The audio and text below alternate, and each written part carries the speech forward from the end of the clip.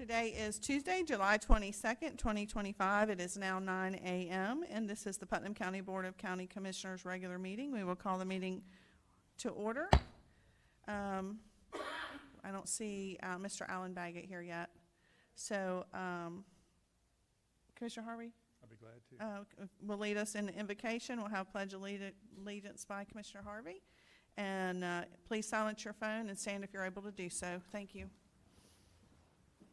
Please join me in prayer. Gracious Heavenly Father, we thank you for today. We thank you for this rain, and we thank you for a day that we can invest in our neighborhood, our community, and our fellow man. Father, let us be aware of our surroundings today. Let us do everything in decency and order. Let us get direction directly from your throne room and directly from your mind of how to rule and how to govern our county with compassion and love. Father, we thank you for everything you do for us. We ask today that every business we do be decency and order and have your will at the top of our priority. And we thank you. In Jesus' name we pray. Amen. Now join me in the pledge.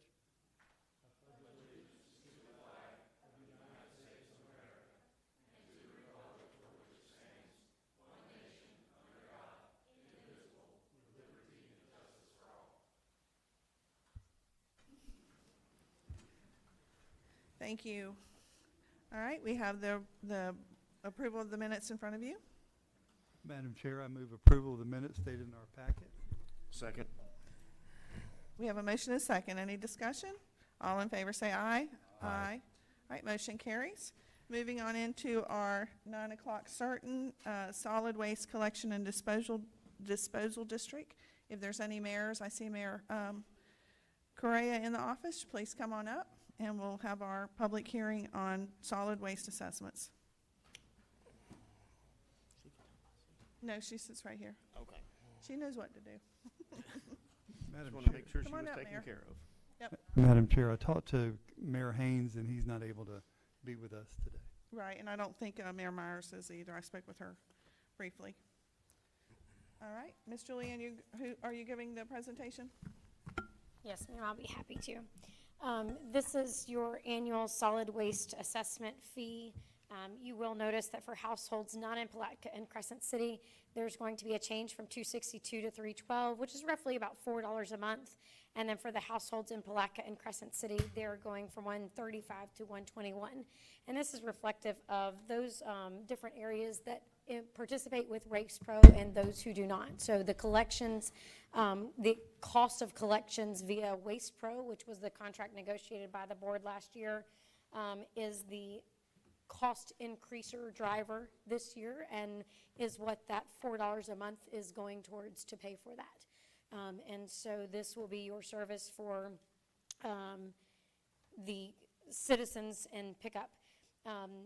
The out-of-county waste is a little bit lower since we have not been taking in as much trash, but overall the major or the participating factor in that was the Waste Pro collections. I'm happy to answer any detailed questions. I know we've had a lot of meetings on how we got where we are and what this makes up. So anything that you need, I'm happy to take care of. All right, Commissioner Alexander, you're recognized. Yes, ma'am. We met yesterday regarding these fees, and I just wish that Ms. Holmes could share some of the data she collected from the surrounding counties and what a good job they've done to hold Waste Pro tight on their fees. Sure, I'd be happy to. So what our rate is going to for Waste Pro is about $15.89 per house per month for the trash and the yard waste. Currently, Clay County is paying $19.10. Volusia County is paying $21.83. Flagler County is paying $32.50, and Palm Coast is paying $35.02. So while I understand expenses are up, and we also are seeing that increase, thankfully, we were able to negotiate a rate with Waste Pro that I believe is fair and truly kept it lower than our surrounding counties. Yes, sir. And while we're talking about trash from out of the county, are we taking any? Because I thought we were completely done taking any. We are not at this time. Right. I think, and actually, I think the citizens wanted that. They wanted, from the constituents that called me, they didn't like the fact that we were taking out of county trash, even if it did lower their bill, you know, a few dollars a month. They didn't really appreciate that, and they thought that the landfill trash should be ours, basically. Anybody else? Commissioner Harvey, I'm sorry, I'm trying to get this up. Can you hear me okay? Okay. I have a few questions I'd like to go over. And I went over this with Mr. Tilton yesterday, and Mr. Tilton has contacted Mr. Suggs. And so let me just kind of go over some things that, and it's really nothing that gives me angst, but I'd like for us to really look at changing the word convenience center to collection center. It's not convenient no matter where you go, but for those people it's more convenient to put it out by the road and let somebody pick it up, right? But for people in West Putnam and South Putnam, they're collection centers, and I think that's very important that throughout this document we refer to it as collection centers. I talked to Mr. Tilton yesterday about the 5 tires allowed per customer per year, not counting tire amnesty. That's still in the proposal, even though only about 3,000 of our citizens out of 33,000 participate. It's still a good program. The recycling, even though we're getting rid of that, as far as curbside recycling, we're not getting rid of recycling completely. We're going to have it at different locations, but that grant is now rolled up into another program there, so we still get the $100,000 from the state on recycling grant. But here's where I really want us to look at making a change, and it's on page, it's going to be on page 19 of your packet, where years ago we gave allowances for our citizens to bring in certain amount of waste to the landfill. Not the collection center, because we don't have scales there yet, but to the central landfill. I would like us to look at raising this up, and Mr. Tilton had no problem. Mr. Suggs, you got that phone call. For years it's been 2,000 pounds of construction and demolition debris. I'd like for us to go to 3,000, and on yard waste go from 4,000 to 5,000. Like Mr. Tilton said, it's not going to make a noticeable difference because a lot of us don't even use our annual allotment anyway. But I think it's something we could give back to our citizens and do that. So, Madam Chair, those are about my only comments as far as that goes. I think we do a really good job. I remember the days when we would load up our pickup truck and go down to the non-convenience center at the landfill in Interlaken and drive all the way down to the bottom of the pit, or go out to the central landfill as a young boy every Saturday morning. Those days are over, and I'm glad they are, because it's a better pickup now that we have. But if we could make a couple of those changes, get rid of convenience centers, make them collection centers, and also make the change from 2,000 pounds of yard or construction and demolition to 3, and yard waste from 4 to 5, I think that would be a big benefit to our county. Thank you, Madam Chair. Thank you. Commissioner Newbold, you're recognized. Thank you, sir. You fit a lot in there. On a tangent note, now that recycling pickup will be disappearing, this is a problem all around the county. I bet I get more calls on Waste Pro issues than anything else.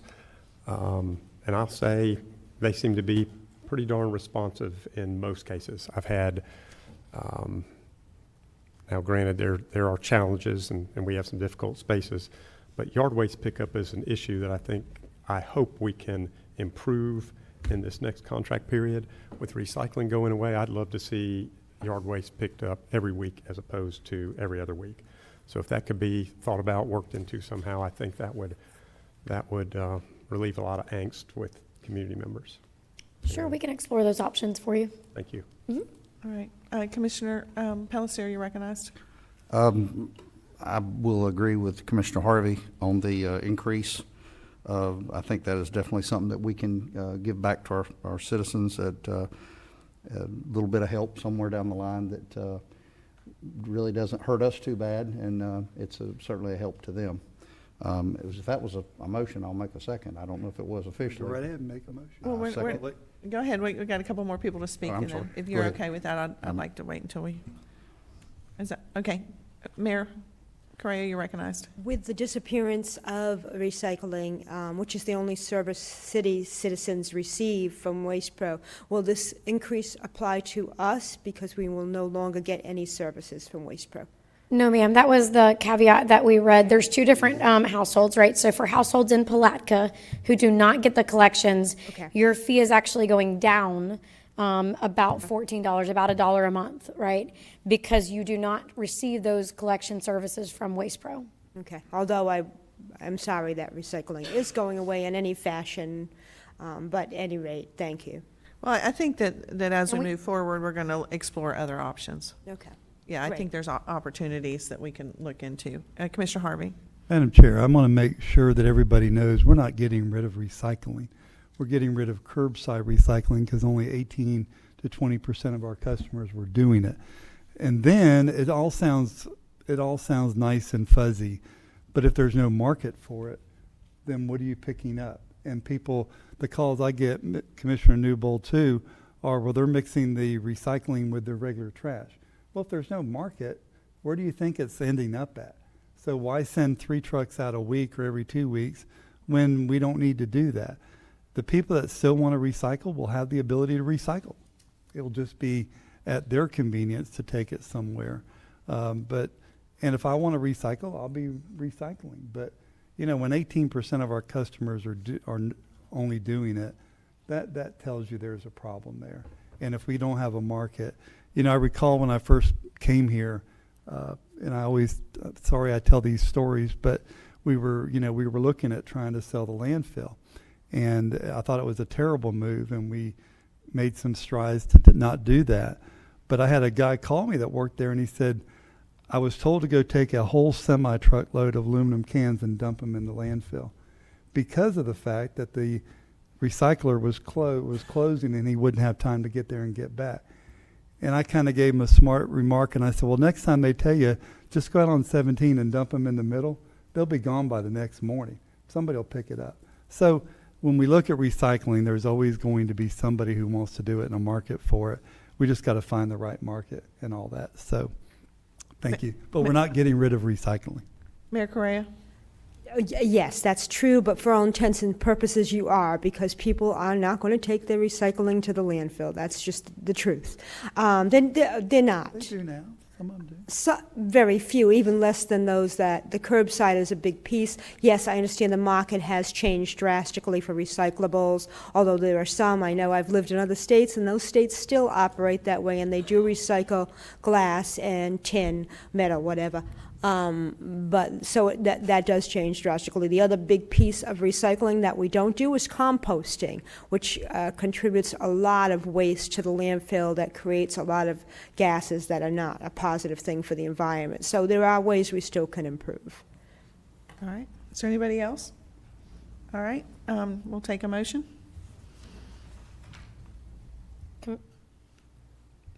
Madam Chair, You need public comment. well, you're the one that. Okay. Madam Chair, I move that we adopt a resolution setting the solid special assessment and tipping fees. Also move that we change the name from convenience centers to collection centers. And I also, inside the motion, go from $2,000 on construction and demolition debris to $3,000 per assessment, and yard waste from $4,000 to $5,000 per assessment. That's my motion. I second that. All right. I'm sorry. I have to call for public comment. Is there anybody who would like to speak on this item? Is there anybody in the audience who wants to speak on this item? All right. Hearing none, we'll go back to the board. We have a motion and a second. Any further discussion? All right. All in favor say aye. Aye. Any opposed, like sign? All right. Motion carries. Thank you, Mayor.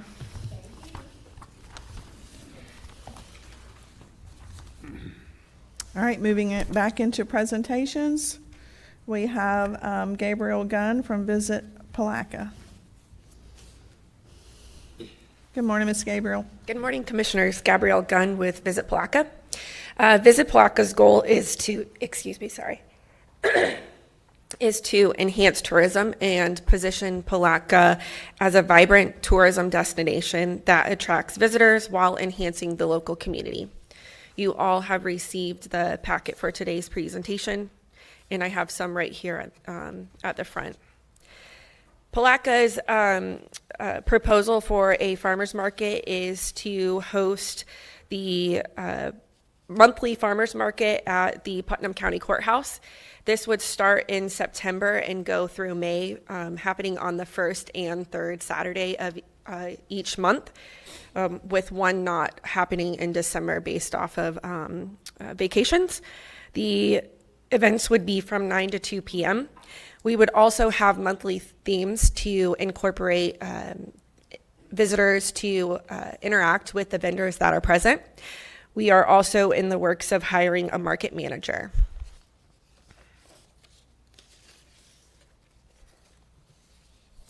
Our market is to enhance the community and give access to homegrown produce, handmade goods, and small batch eats, all while supporting the local businesses and creating a space for people to connect and explore. You'll see the list of potential vendors that we are targeting to include agriculture, homemade goods, arts, pet treats, and supporting our nonprofit and community groups. We will be putting a local preference on vendors as a primary source of supporting that community. For the proposed setup, we will have about 58 booths with a 10 by 10 footprint with space in between. You'll see the white boxes are representations of the 10 by 10 tents. And the boxes to the left are the food trucks. You'll also see the small yellow boxes which indicate bathrooms. And the blue area is the adjacent parking lot. Our goal is to not interfere with any of the trees or monuments on the property. This will include on-street parking on St. John's Avenue and the adjacent streets. We will be utilizing a countywide volunteer portal that has been created. We will market this as an opportunity for individuals to get community service hours and support the community.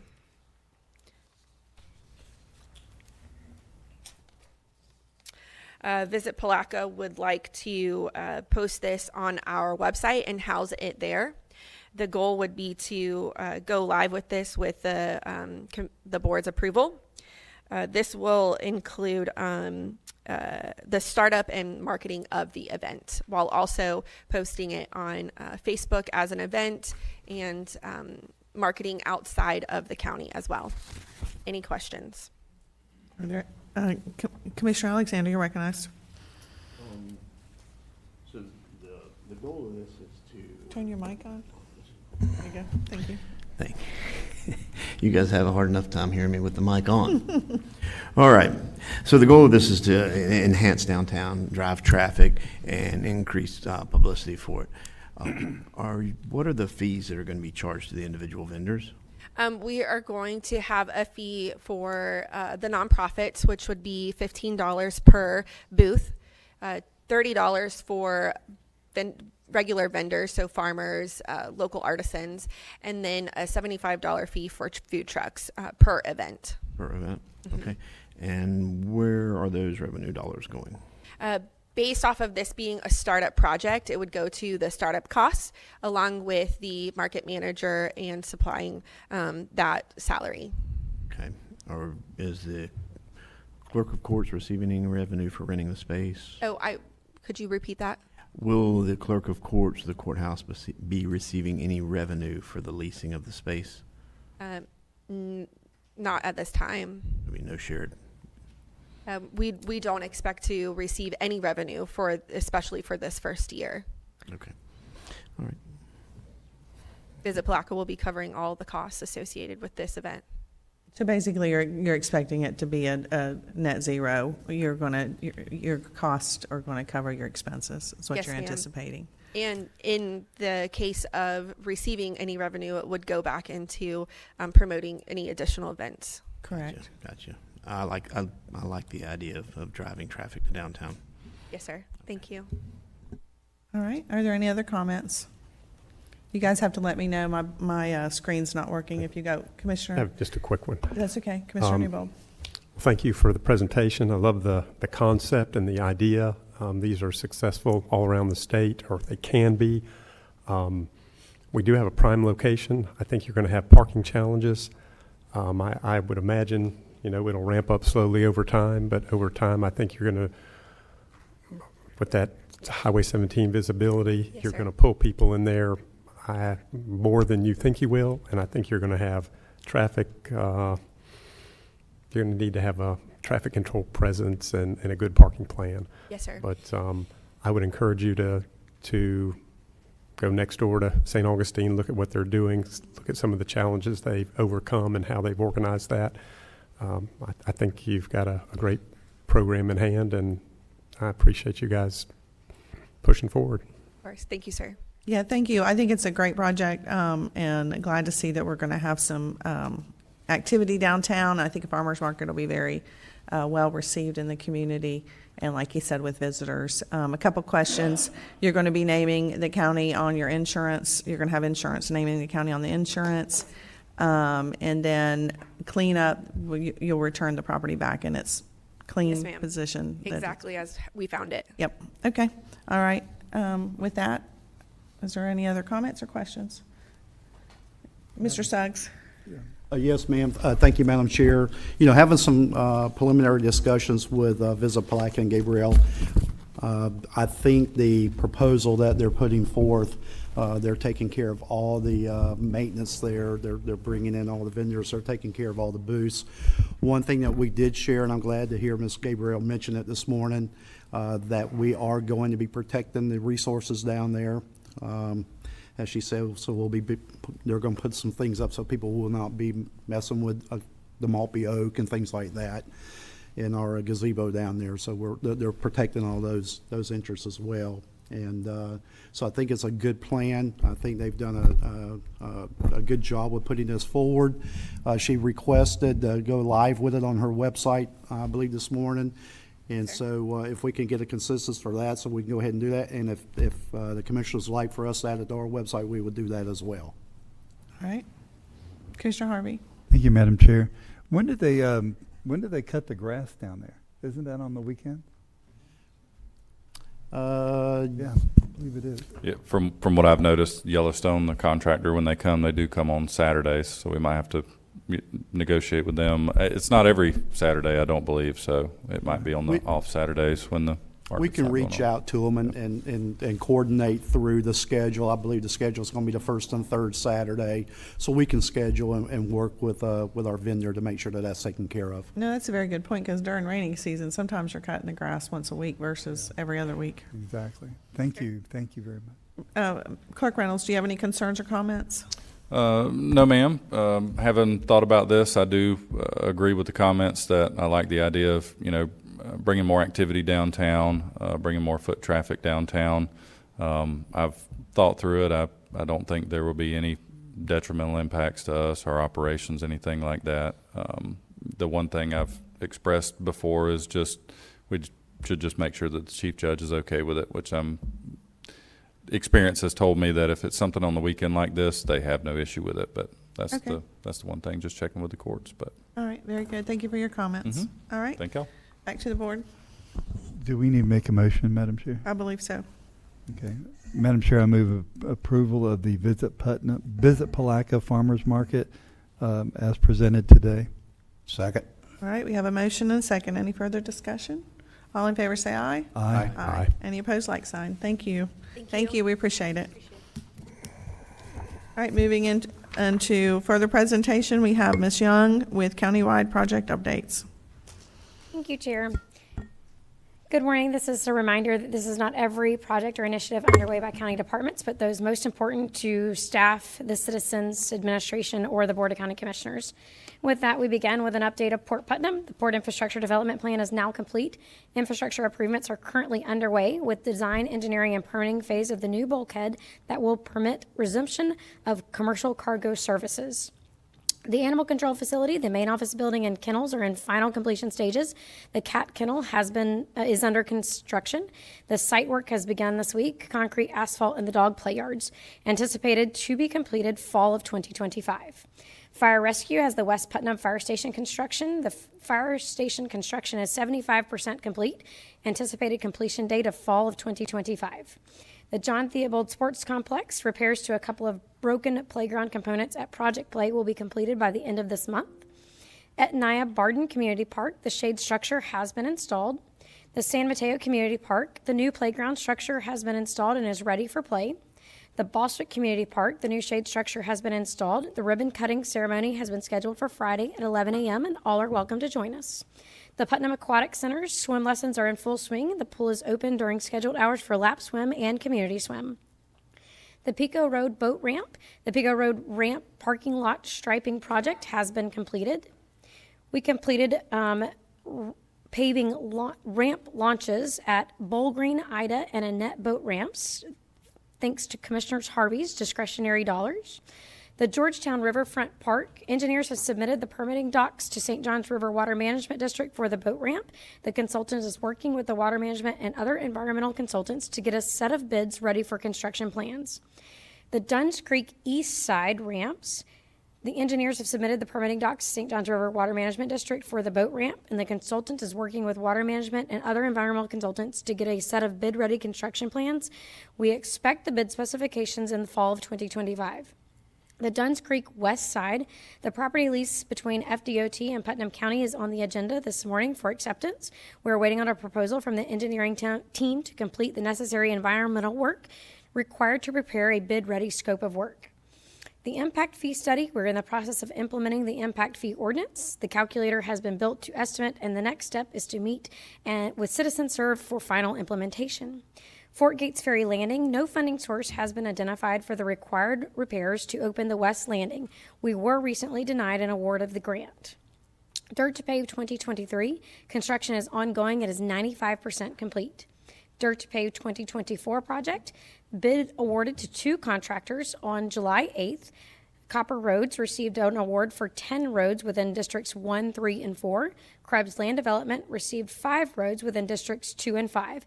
Construction is scheduled to begin in August of 2025. County Road 315 South resurfacing project from State Road 20 south to the Marion County line. The CEI services to the BOCC for acceptance is on today's agenda. Construction bids closed July 8th and are currently under review. Paradise Point sewer system hardening and generator installation. On this morning's agenda is an item to terminate the project and to close it out. The East Palatka Septic to Sewer Project Phase 4. It has been 100% designed. Construction bids came in over budget, and we're currently waiting on grant amendments to modify the scope of work in order to bring the project within budget. We'll apply for additional funding for the house connections. The San Mateo Water Extension Project, 318 meters have been installed. The plumber has completed the installation on 68 of those, and customers are being billed. Another 67 have been under contract with a plumber. The Northern Putnam Drainage Project, a public meeting was held in Bostwick on June 17th for public input on the Palmetto Bluff Road, Milliken Road Drainage Basin Study. Design plans are underway for phased construction. The South Putnam Drainage Project, Phase 1 construction to the St. Johns River has been completed.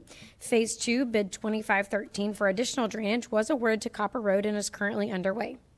Putnam County Water Infrastructure Project with the U.S. Army Corps of Engineers. The project is at the Corps Division for final review. Countywide resurfacing fiscal year 2025. The project is out to bid and the bids are due back in August. Guardrail repairs for 2025. The bid awarded to C. Slaughter and repaired 42 guardrail locations throughout Putnam County is currently underway. Curry Road Lift Station Generator.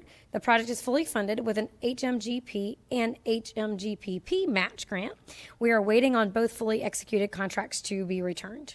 Height Road Culvert Replacement. We are applying for an HMGP grant on this item to move it forward. Roddy Road Drainage Construction. We are also applying for an HMGP grant on this item. The Gilbert Wastewater Efficiency Grant has been awarded, and we are waiting for the contract from Florida Department of Agriculture and Consumer Services to move forward. Mobile generators for lift stations, we have applied for an HMGP grant and are awaiting award. Sanitation office building, the sanitation office is complete and staff is currently moved in. That concludes our project updates. All right, very good. Are there any questions from the board?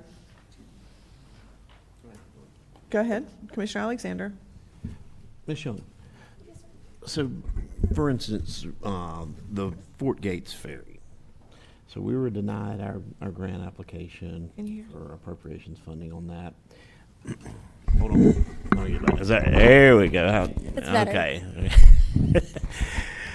So, do we have an estimate, price-wise, on what that might cost to get that up and running? JR, do you have, excuse me, Mr. Grimes, do you have any idea? Yes, sir. Mr. Knowles looked at it, and to his best engineering estimate, is somewhere around $700,000 to $800,000 to put it back into repair the way that he feels is necessary. Okay. That's replacing a multitude of pylons underneath the current infrastructure. It's repairing some boards and decks on top. That was just his rough engineer estimate. We have not sent out construction plans or any documents. Just trying, yeah, I'm just trying to get an idea. So I know there was some question there regarding the maintenance on that and FDOT. So Phil, did FDOT stopped helping us with the maintenance on it because we didn't conform to the way that it was built? If we build it back to that point, could we, for lack of a better term, get into their good graces where they would help with the maintenance on that once we establish that? I couldn't answer that. I mean, we didn't build it to DOT specifications when we rebuilt the Fruitland, or what I would want to call the east side of the, so it's cut short, so it's footage short of being a bridge. I don't know what the process is. I could sure find out what the process is for getting FDOT to accept a bridge. I'm just not sure what that process is this morning. Okay, yeah, I was just, if we funded it and fixed it, yeah, I was just trying to find a way that we might get some help on the maintenance in the long term. So, you know, if it added $100,000 up front, but it saved us hundreds of thousands of dollars over the life of the bridge or dock. Just questions I have. Yes, sir. To try and save the county money, of course. But I know that there's been a big push from the residents in that area that are wanting to move forward on both sides of the river. So just trying to figure out the best way to move forward on it. And, you know, I look to you guys with your experience on what's best to do with that. So, all right. I mean, if we can check into that, that would be great. Sure. Thank you. Commissioner Palacier. I would like to see it definitely remain aesthetically pretty or beautiful as it, you know, to meet its, I guess its facade, if you will. But yet, first and foremost, it's got to be safe and for vehicular traffic. We can't expose the county to a possible lawsuit of someone's car falling in a gap or a crack or whatever, you know, while getting on the ferry or off the ferry. So I think it's definitely got to meet that criteria of safety standards first and foremost. All right, are there any other questions for the presenter regarding our project update? All right, very good. Thank you, Ms. Young. We appreciate that. All right, moving into our LDC text amendment. 25-000001. This is the one that we heard at a previous meeting.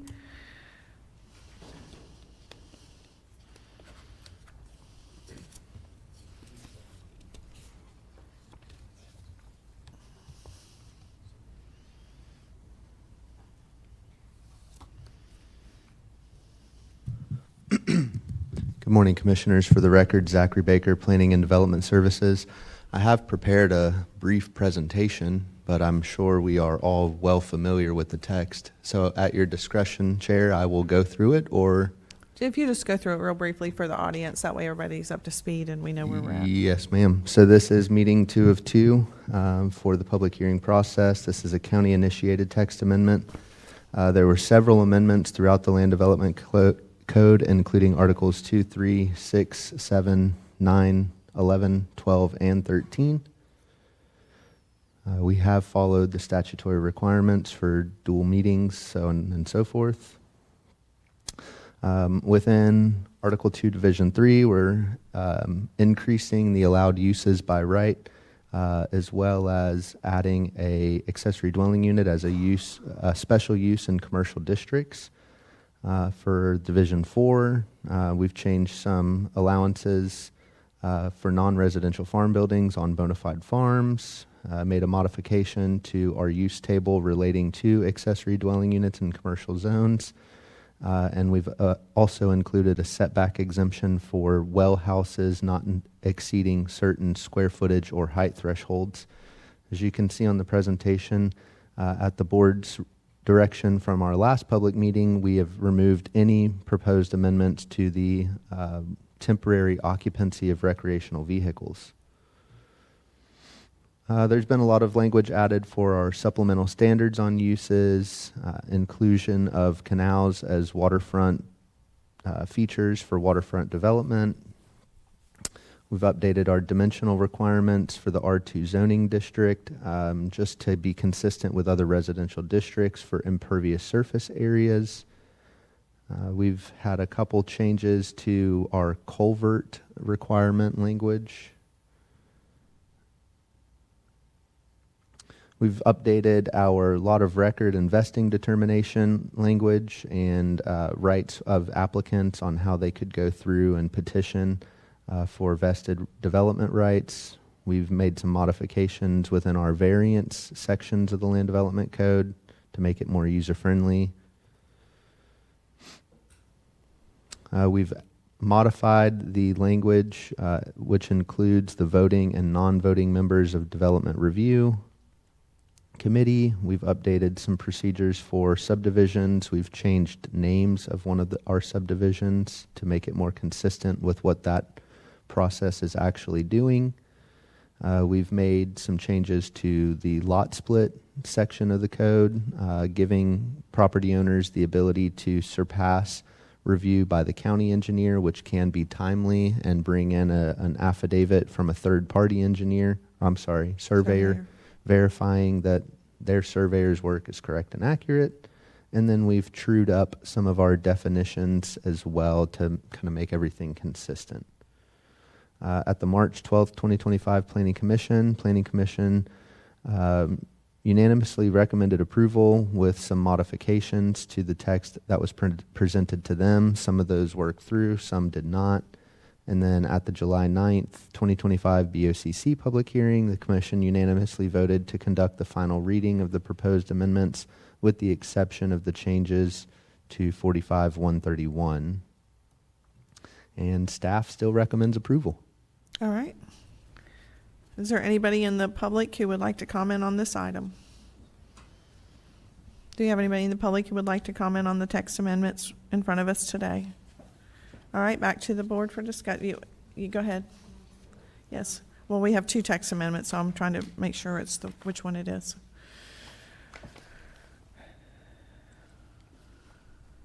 All right, Mr. Woodard, you're wanting to speak on the one item E, right? Not the one we're discussing right now? Thank you. Yes, sir. Thank you. All right. Anybody else? Madam Chair, seeing no other comments, I'd like to move forward the LDC text amendment, LDC 25-00001, ordinance number 2025-012 by title only. I will second that. All right, we have a motion and a second. Any further discussion from the board? All in favor say aye. Aye. Any opposed, like sign. Motion carries unanimously. All right, moving into rezoning of REZ 000006. Good morning, Commissioners. For the record, Ethan Thompson, Planner 1, Planning and Development Services. Good morning, Ethan. Is this your first presentation to My us? first presentation, yes, Well, ma'am. congratulations. Thank you. This is for a zoning map amendment, REZ 25-000-006. Aloha More LLC are requesting a zoning map amendment from the Residential 1A to Residential 2 zoning district on a 0.23 acre parcel, which is located at 201 Mockingbird Road in Satsuma, to allow for the development of a single-family mobile home The surrounding zoning is residential 1A as well as residential 2. This subject site has a future land use designation of rural residential. The vacant parcel has approximately 135 feet of access from Mockingbird Road. According to the NWI wetlands layer and the FEMA flood zone layer on the GIS reference map, the parcel does not appear to contain wetlands and is located within FEMA flood zone X, which is not a special hazard flood area. The process after approval is that if the applicant's request should be approved, the applicant will then be eligible to obtain all proper permits, including build permits and site work permits to establish the proposed mobile home. The property will also be eligible for other developments allowed by right in the residential 2 zoning district, subject to appropriate reviews and permits. This is the aerial map of the subject property. Most of it is undeveloped. In this block that the parcel is located in, this is the future land use. We've got a zoning map. And then I'll zoom out a little bit for some context, just to kind of add some helpful context for where they're at. They're kind of located inside this strange R1 block, which is then surrounded by R2 and agriculture.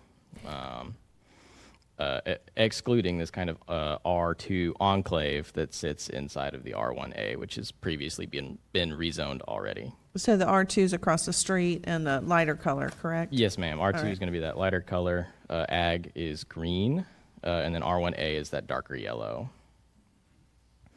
Staff recommends approval of the request to amend the zoning map from R1A to R2. Staff finds that the proposed rezone is consistent with the goals, objectives, and policies of the adopted comprehensive plan and meets the locational requirements of the R2 zoning district provided in the Land Development Code and the comprehensive plan. I did not update my staff report. I apologize. In the June 11th, 2025 meeting, the Putnam County Planning Commission unanimously recommended denial of the request to amend the zoning map. Are there any questions? And then when we get to public comment, I have a letter to read into the record. All right. Questions? What was the biggest concern that the planning board was, planning commission was concerned about? The fact that, did they think it was spot zoning or something? Yes, ma'am. They were concerned especially about spot zoning, just the fact that it is, in their eyes, picking and choosing zoning maps, zoning districts for parcels around the county. They were worried that the precedent this would set is that we would just kind of start rezoning random parcels unnecessarily around the county. Well, when I look at the other block, you've got 289 or 209 maybe and 211. Yes, ma'am. Those have been rezoned to R2. However, the use of the property is that it's single-family site built. So they got rezoned for mobile homes and then didn't put a mobile home on it. Oh, okay. So that's what the main objective is for this one, is somebody wanting to put a mobile home on it. Yes, ma'am. But what is across the street? And go back to the aerial, please. Across the street is 3 or 4 mobile homes. Uh-huh. And then some site built as well, but Okay. All right. Commissioner Harvey, go ahead. Thank you, Madam Chair. So yesterday I sent a lengthy email to you, Zach, which you articulated pretty good. But I kind of have to wonder, in this area right here, according to your email, and if I mistakenly say something wrong, please correct me. But the R1 was for homes only or mobile, and the R2 was for, and I might have those mixed up, but it doesn't matter right now. But the conversation in your email was, if we change this whole thing, then people were under the impression that they were only going to have a homes only area or mobile home area. Am I correct in saying that? Well, Commissioner, it's hard to really say if you're right or wrong on that one. The interesting thing is the residential 2 zoning district truly is no different than the residential 1 zoning district. The only difference is mobile homes are an allowed primary use in the R2 district. Now, for whatever reason, R2 also gets the benefit of having special uses for like wildlife pets and keeping of a horse. So there's kind of a little bit of an agricultural component to it. But for all intents and purposes, use is allowed by right. The only difference is the fact that R2 allows mobile homes in addition to conventional homes. So the R2 district could also be seen as a zoning district that allows flexibility in the type of housing and then, of course, the cost of development of those housing. So Well, that's the difference. And I appreciate that, but I will say, there's a community not far from me that was supposed to be homes only. And, all of a sudden mobile homes start coming in, and according kind of to your email, to these people, they expect homes in that area versus mobile homes. Now, somebody years ago redid those lots, but they chose not to put a mobile home. But I'm wondering if I'm not leaning towards what the planning commission said, is that what it is? And I'm not saying I am or not. I'm just saying, there's two different designations there. It would be better if there was one, but there's two different ones. So Yeah, so I guess in one way to look at it, if we left the subject property and the rest of those properties residential one, we would exclude the opportunity of placing a mobile home. right. If we change it to residential 2, you just give the benefit to that property owner of developing with a mobile home. If they Now, want we to. do know that that is the applicant's intent. It's But their only direct one at intent. a time. That would be correct. You wouldn't do the whole community and carte blanche and everybody move in. Right. I mean, anytime you start thinking about changing, uses by right or a county-initiated rezone, it is usually a very slippery slope, because then you would have those property owners that, are concerned that we're taking away some of their rights, or they're worried about how it'll affect their appraisal values or their property values and so on and so forth. So along those lines, tell me what's different. Because today, if we approve that, then somebody can put a mobile home in, and somebody down the road can say, I bought that property thinking homes only was going to go there. So it's going to be per individual case, and they have the opportunity to come to us? Right, yes, sir. And so it would be by application. They'd have to do a zoning map amendment if they chose to, pursue development of a mobile home within this block that Ethan has presented in the yellow. Thank you, Madam Chair. All right. Commissioner Newbold, you're recognized. I'm pretty familiar with this community. I would say, even though that area is designated as conventionally built homes, I would say in the overall community itself, I don't know what the acreage is out there, but it's hundreds and hundreds of acres. I would say it's predominantly, I would say over 90-95% mobile homes. I think the conventional built is the exception to the rule. I don't like the idea of opening up that slippery slope, but I would say historically this is a mobile home community. I can't imagine many folk would run in there buying a lot expecting it to turn to a conventionally built community anytime soon. So I get the on-paper desire not to create that, but I think the precedent is set in this community, and it's going to be a mobile home community for quite some time. All right. Commissioner Alexander?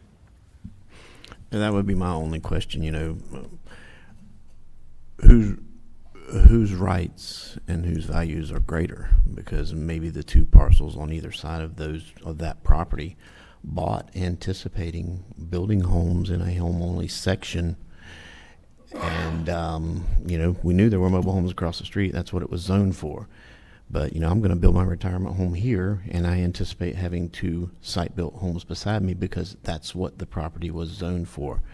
Maybe we had two others that slipped through the cracks previously, but it appears to me that those were site-built homes. They had a preference of what they could build, and even though it was rezoned to allow mobile homes, they built site-built homes. So we have no deviation in this particular block, in this zoning area. So I question what those rights of the two adjacent parcel owners are and what it's going to do to their value of their property. And don't discount the fact I'm not degrading a mobile home by any means. I probably will live in one when I retire, maybe a real small one, but at this point, what are we devaluing those two people's property by changing the zoning on one parcel within a homes-only area? And do we have the right to do that? You said you had something to read into record. Yes, ma'am. It's a letter from a neighbor on a nearby parcel. He's not an immediate neighbor, but he's in the R1 zoning district. He wanted to. He wanted me to read it into the planning commission and the board meeting. So the date is for the planning commission meeting, but he wanted it read here as well. He said, "Mr. Ethan, we are unable to attend the public hearing on July 11th and June 11th and July 22nd, 2025. My brother, my sister, and myself of all three properties do not want the rezoning to be passed because we feel if it is passed, our property's value will go down. If in the further we decide to sell our property. Thank you for your assistances in this matter, Mr. James John Nelson Jr." All right. Do you have any other correspondence to read into the record? No, ma'am. Is there anybody who would like to speak on this subject matter? This is a public hearing. Is there anybody who wants to speak regarding rezone 000006? This is the only meeting that will be held. All right, coming back to the board for discussion, I would like to make sure that all of our commissioners see on page 198 of your packet, this property is quite restricted already by deed. So whether you put a mobile home or a house there, there are already certain given deed restrictions on this, not particular to, so some of it talks about rubbish and use and kind of restrictions. So just wanted to make sure. I know it's a little hard to read, but there are some restrictions on this property as it is in place. It's especially hard to read for some of us. Madam Chair, if I may. Give us the highlights. Yes, please, on that. Mr. Ethan. The deed restrictions listed in the 1976 deed, the original deed, should have lapsed by now. Regardless, the county doesn't enforce deed restrictions. That would be left to any HOA that might remain on the property. But they were not subsequently listed on any of the deeds between 1976 and Okay, very good. Thank you for 2023. sharing that. So they should have lapsed by now. All right, very good. Commissioner Pelletier. To be clear, the bulk of the properties there currently are already stick-built homes, in essence, or are they mobile homes? That's what I If want you to go know. back to the aerial. In across the street or in the R1, in the R2 district? And or the R1? whole aggregate area, I guess I'm asking, and maybe that's too broad, I don't know, maybe you want to break it down some way for me, but, when I stopped by to deliver the signs, we drove through kind of the surrounding neighborhood. Most of it is mobile homes, and almost everything to the south is almost unreachable, so it's mostly undeveloped. But everything to the north is mostly mobile homes. Yeah. thank you. Commissioner Harvey. Thank you, Madam Chair. I'm going to say this. I don't believe mobile homes disintegrate a community, devalue one. I don't, not the cost of them today. You can see that. But a concern of mine is somebody back a long time ago. I don't know who did it. The county did it, or the developer did it, or a group of people did it. Decided to have two different residential zonings. And they wanted to keep one for homes, and they wanted to keep one. Now, whether we did it or they did, I don't know the answer to that. But I just worry about, I don't have a problem with someone in a mobile home community carving out a piece of property and saying, you know, in this piece, we want to have homes only. I don't have that problem. Or the zoning is going to be a little bit more restrictive to what you can do. I don't have that problem if that's what they did. And I don't know if they did or not. But, you know, but let me say this, and I hate to govern by people who aren't in the room, but we get one response from somebody that really doesn't live close to it. You said they live in the area, but the surrounding property owners didn't respond. So undoubtedly they don't have a problem with it. So maybe why should I have a problem? I don't know. I'm just arguing with myself sometimes. So. Sure. And I should clarify, they own property on the western side of the R1 district, but they themselves live in New Jersey. I'm sorry? The people who sent the letter in They don't live in Putnam County. They And live that- in New Jersey, but they own some of the property on the west side there. So they don't even live in the district we're talking about. No, sir. What? Yeah. Commissioner Alexander? You know, I get it that they don't live in the state, but their intent may have been to retire here and build a home on a site-built home only area. The two properties that have, or the two parcels that have been built on within that R1 zoning, are those mobile homes or are they site-built? Sorry, the two that got rezoned. Yeah, the 209 and 211. Yes, sir. Those are site built. Okay, so currently we don't have any deviation from the current zoning within that area. Oh, we do. Those are zoned R2. Those are They just zoned happened to R2. build site They- built. yeah, They but could have done either one. The zoning was a deviation, but the physical construction is a site-built home. So currently we have nothing different than what it was originally zoned to be built there. That is correct. Okay. So this would be the only mobile home in this site-built home area only. On this side of Mockingbird, yes, sir. Okay. All right. You know, I have to, for me personally, I think I have to rely on the commissioner that represents that area.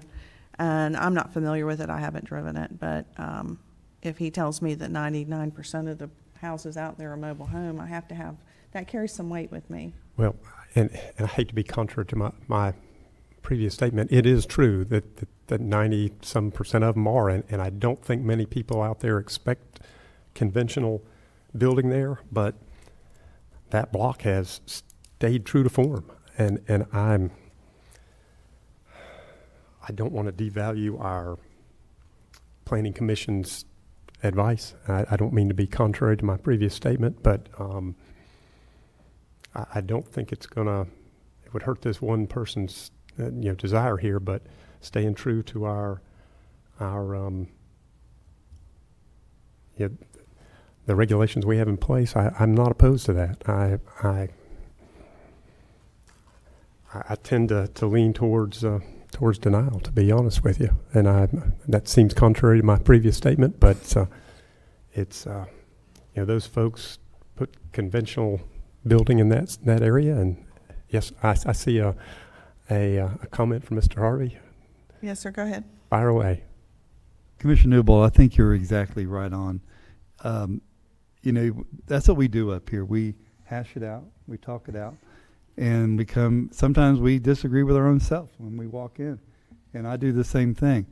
Had I had the public or somebody probably come up here and said, my next door neighbor is trying to do this and I don't want it done, I might have fell down on a different platform. But truly, I feel the way you feel. I mean, but I do understand that there are certain communities that want homes only, and we need to be mindful of that. But would it really mess up the landscape? Not a bit. So thank you, Commissioner Newbold, for those comments. All right, so I'll weigh in on this. I do have the same thought process that you do, Commissioner Harvey, that I don't know in this particular area that one more mobile home is going to devalue the property. I don't know that it does. And for me, we always look at the long term, or I do, and so putting a mobile home on this versus right now it sits vacant, and you have all across the street mobile homes. I don't have a problem with them putting a mobile home there. I really don't. We don't have any input from any of the adjacent neighbors that are in the homes only area. I don't really have a problem with it. I would rather see a mobile home go there and it become a livable spot in Putnam County than it continue to stay vacant. So that's where I'm at. All right, with that, again, is there any other public comment? All right, we're back to the board for a motion. Does anybody have a preference? I'm going to move for denial. All right, we got a motion for denial. Is there a second? I'll second that. We have a motion, second. Any further discussion?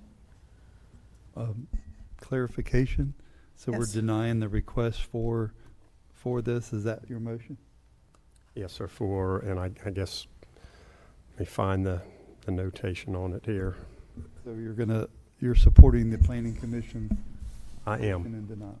Okay. supporting And planning commission's Madam Chair, position. if we can just have some, like, background as to the basis for the denial, that it's, I would imagine that it's not compatible with the surrounding area, or not compatible with the surrounding You do have to give a legal zoning. reason, a legal standing reason.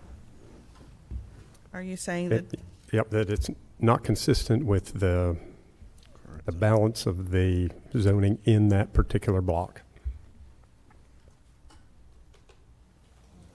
Does that make sense? Yes. Thank you. So I would move for denial of REZ 000-006 for the rezoning of B based on that non-compatibility with the block that it's sitting in. And again, I second that. all right, is there any clarification? All right, we have a motion and a second. Any further discussion? All in favor say aye. Aye. Any opposed? Aye. Motion carries 4-1.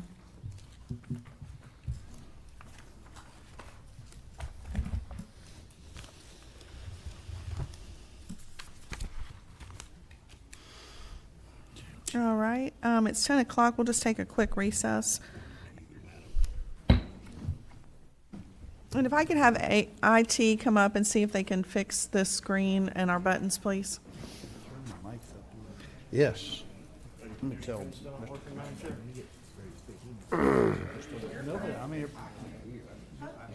can't see.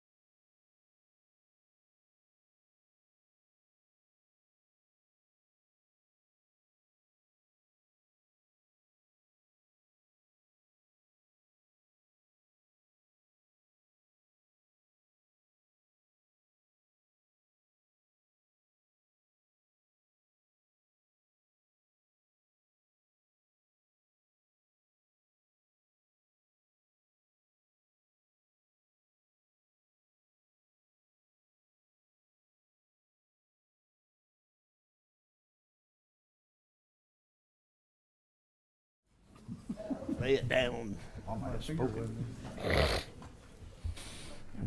Call IT for the computers and the carpentry shop. What is Thank that? you, Zach. Go ahead. Future land use map amendment.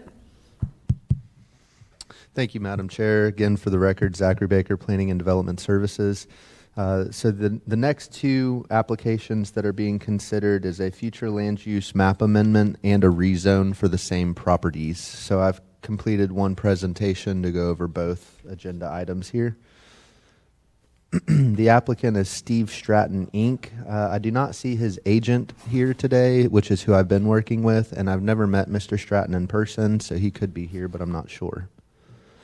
This is an application for a small-scale future land use map amendment from agriculture to urban service and a zoning map amendment from planned unit development and agriculture to C3, commercial retail. The agent was Robert Morgan of RGM Engineering. The parcel numbers are listed here. The addresses are 516 State Road 207, 103 and 109 Cracker Swamp Dirt Road, and then one parcel that does not have an address. These are all located in East Palatka. The applicant is requesting a future land use map amendment and zoning map amendment to allow revitalization of the RC Park and future development of low-impact offices and warehousing for tradesmen with supplemental outdoor storage. The property has frontage on State Road 207 as well as Walden Road and Cracker Swamp Dirt Road. The property on 207 is developed as an RC park with ancillary uses and buildings. Currently, the property owner is using the Quonset hut as an office facility for staff of the owner's other businesses. The other three parcels along Walden and Cracker Swamp Dirt Road have minimal development, an artificial pond, and a semi-dilapidated structure. All properties except for 103 Cracker Swamp Dirt Road are governed by the PUD development agreement associated with Ordinance 2015-07. Again, the applicant is also pursuing a concurrent zoning map amendment to amend the zoning map from PUD and Ag to Commercial General C3. Urban service, commercial, and industrial future land use map designations are assigned to properties within 1/4 mile of the subject site. Water and sewer facilities are in place across State Road 207. Should this map amendment and rezone be approved and the applicant pursues the proposed developments, the applicant will submit to the Development Review Committee to satisfy additional development requirements. The DRC will review plans to ensure the development is compliant with local, state, and federal development regulations, agencies including but not limited to DOT, Putnam County Public Works, Roads and Utility Division, Emergency Services, St. Johns River Water Management District, will review plans to ensure the development will not adversely affect surrounding properties. Here we can see an aerial of all of the properties, the future land use map designations, the zoning map designations, and the FEMA floods, flood zone layer, and the jurisdictional wetland layer. We also have a pretty nice conceptual plan here. This would show there's I think there's 6,000 square foot garage type buildings on the south side of the property, parking facilities to the north, and further north of that would be an outdoor storage area. Staff recommends approval of the request to amend the future land use map from agriculture to urban service, as the proposed amendment is consistent with the goals, objectives, and policies of the comprehensive plan and is compatible with existing development in the area. Staff recommends approval of the request to amend the zoning map from planned unit development and agriculture to commercial general C3. Staff finds that the proposed rezoning is consistent with the goals, objectives, and policies of the comprehensive plan, meets the locational requirements of the C3 zoning district provided in the Land Development Code and the comp plan. At the June 11th Planning Commission meeting, Planning Commission recommended approval unanimously for both applications. Of note, the Planning Commission's motion for the rezone included a condition that the developer post a sign with the hours of operation on site and adhere to such hours. Staff respectfully reminds the Board of County Commissioners that conditional rezoning is not permitted unless zoning map amendment is for planned unit development. I can take any questions. Are there any questions? Commissioner Harvey, you're recognized. Our buttons are working again now. Thank you, Madam Chair. So Zach, let me ask you, on the PUD, that's going to go away? That And is that'll- correct. And that'll become a C3? That is correct, yes, sir. Okay. And why all of a sudden are we, and maybe not all of a sudden, why are we, when I first got here, we changed zoning, and it was kind of frowned upon for the applicant to tell us even what's going on there. Because C3 or whatever, you had a list of things that were allowed. So stating that we're going to put something on there, why are we back to that again? Because really, the change of zoning goes with the land. Mhm. And as long as it fits that, then it's going to fit that, right? It's a fantastic choice. So part of our job duties is consulting. And if somebody wants to do a project on their property, well, we kind of have to know what that project is going to be so we can advise them what the appropriate zoning district is that they would need to pursue. Now, we do get a lot of details on what those applicants intend to do, and you're correct, essentially, right? You shouldn't be biased based on what the use is going to be, but without knowing what the use is, we can't really tell them what zoning district they need. For all intents and purposes, all this man had to do was say construction, trades, and outdoor storage, right? But unfortunately, depending on how you look at it, we got a little more information as to what he was planning on doing with that property. So final question, all the property is not going to go to C3, just the PUD is only going to C3? No, sir, it would be the 4 parcels included in the application. So everything will, after today, if everything's approved, it'll all be C3 along that? That is correct. And I do want to point out, I forgot to do this for y'all's presentation. This zoning map is incorrect. So our GIS map failed to depict where the PUD was actually located. So that long strip parcel that's got frontage on 207, that is also part of this PUD. And then the parcel to the east on the south side with frontage on Cracker Swamp Dirt Road is also part of the PUD. The only parcel that is ag is that small little, I guess, triangular shaped parcel to the north of the parcel designated PUD here. And it doesn't matter that there's a road that separates the PUDs? It depends on who you ask.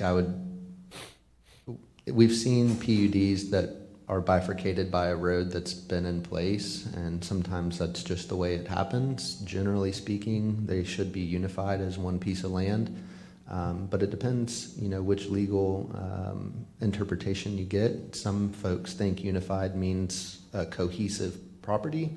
Some people think unified means one owner. Thank you. Thank you, Madam Chair. Are there any other questions for the presenter? All right, is there any public comment? Is there anybody in the audience who would like to speak for or against this? Now our mics are just a little bit too loud because I can hear myself way too much. Anybody in the public who'd like to speak? All right, back to the board. Madam Chair, I'd like to make a movement that we approve CPA 25-000002. I might have put an extra 0 in there. Stephen Stratton Incorporated Ordinance 2025-018. All right, we have a motion. I'll second that. We have a second. Any further discussion? All in favor say aye. Aye. Any opposed, like sign. Motion carries unanimously. Item D. Is there anybody who wants, I'll ask again, any public comment? All right. Rezone. Somebody leading this pack or what? I can't do everything. I'm sorry. I need a motion. Sure. I move to approve rezone REZ 25-000-007, Stephen Stratton Inc., Ordinance 2025-019. All right, we have a motion Second. and multiple seconds. Thank you. Got Thank to you. read the ordinance, too. You're welcome. Madam Chair, the ordinance. Read the ordinance. Well, it's just 2025-019 Did read that. in the motion. Yes, it was in Okay, there. good. Thank you. All right, we have a motion and a second. Any further discussion? All in favor, say aye. Aye. Thank you. Moving into our next item E on our planning and development public hearing, LDC text amendment 25-000003. Thank you, Madam. This is a meeting one of two. Thank you, Madam Chair. Yes, this is another county-initiated text amendment. This one is much shorter. It's proposing changes to Articles 4 and 11. Again, today we won't be able to make a decision. We just simply need to identify the next public meeting date and time. So the general scope here is within Article 4, Division 2 for the Plan Unit Development, we're proposing the removal of a DRC review of the application and site plan prior to scheduling public meetings for such map amendment. The proposal is to modify the text in the Land Development Code to align the DRC review if entitlements are granted by the BOCC. Similarly, in Article 11, Division 2, for Development Review Committee and what they are capable or required to do, we're proposing legislation that would align with the prior, that the DRC review approved PUDs if the BOCC adopts them. And again, we just need to figure out if we're going to hear this again, when we're going to hear this again. At the July 9th, 2025 public hearing, the Planning Commission unanimously recommended denial of the proposed text amendment. And I can take any questions. All right, I'll start. Do you, looking at section 45-223, item A2, this really is the brunt of it. So the Development Review Committee, the way the language currently is in the LDC, it says shall be reviewed. So prior to any public hearings, the PUD application, including the development plan, shall be reviewed by the Development Review Committee, which we often refer to as DRC. Do we know how did this policy to begin with? I know you haven't been here since this was originally began. So what is your thoughts on how did we get there? And if there's somebody here with more experience, please feel free to speak up.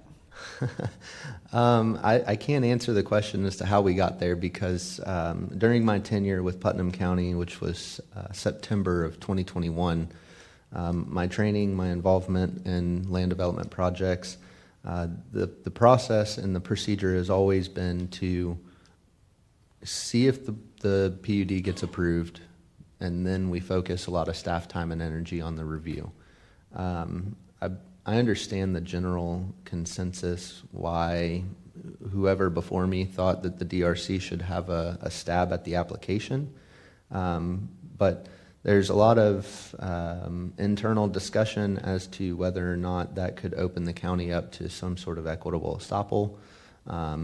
The other fact of the matter is DRC is not a statutory requirement. It is a benefit to the developer to ensure that their development goes through the permitting process a little more swiftly than if DRC was not in place. The comprehensive plan does not require a development review committee review of PUDs. DRC functions differently no matter where you're at in the state of Florida. I've not had the opportunity to find out what our surrounding municipalities and jurisdictions do. It's all hearsay, which is speculative, and I don't want to fog, any discussion with what I've heard of other municipalities.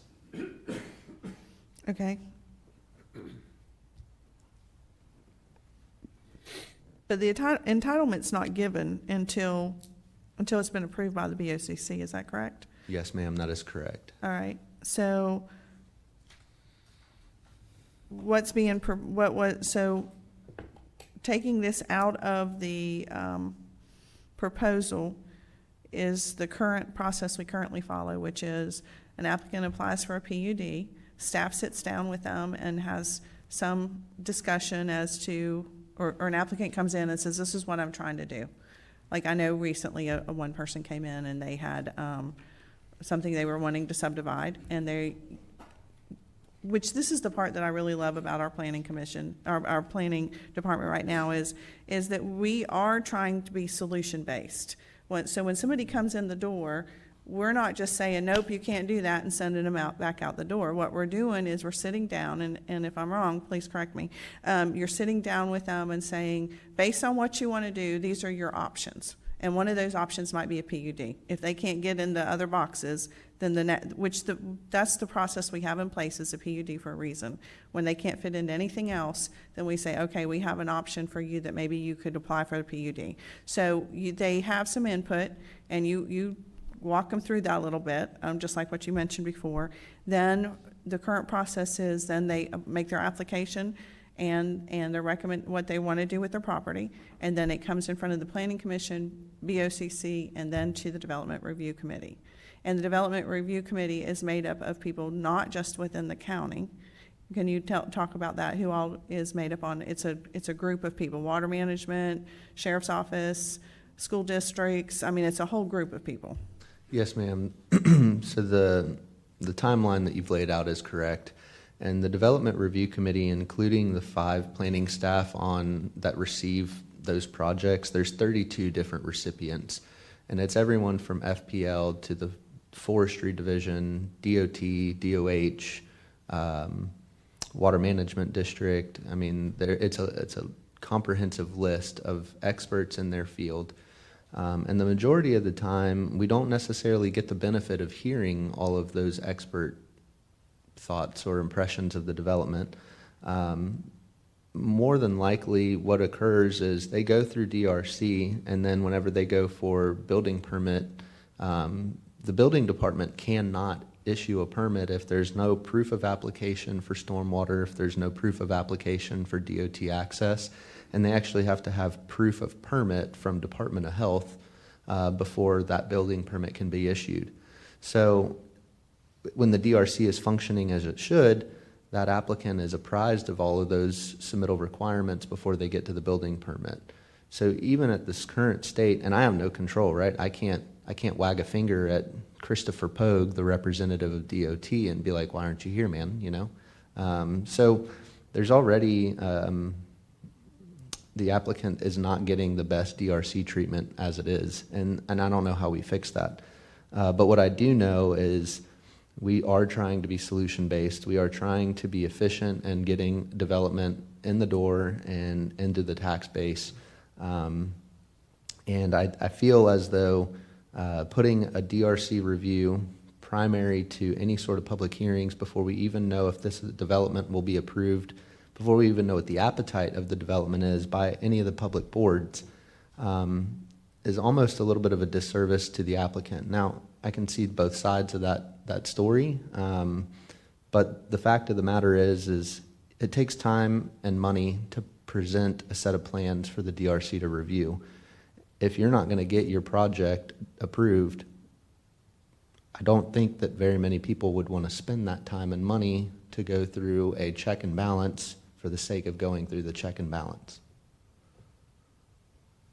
Well, thank you for that and your comments on that.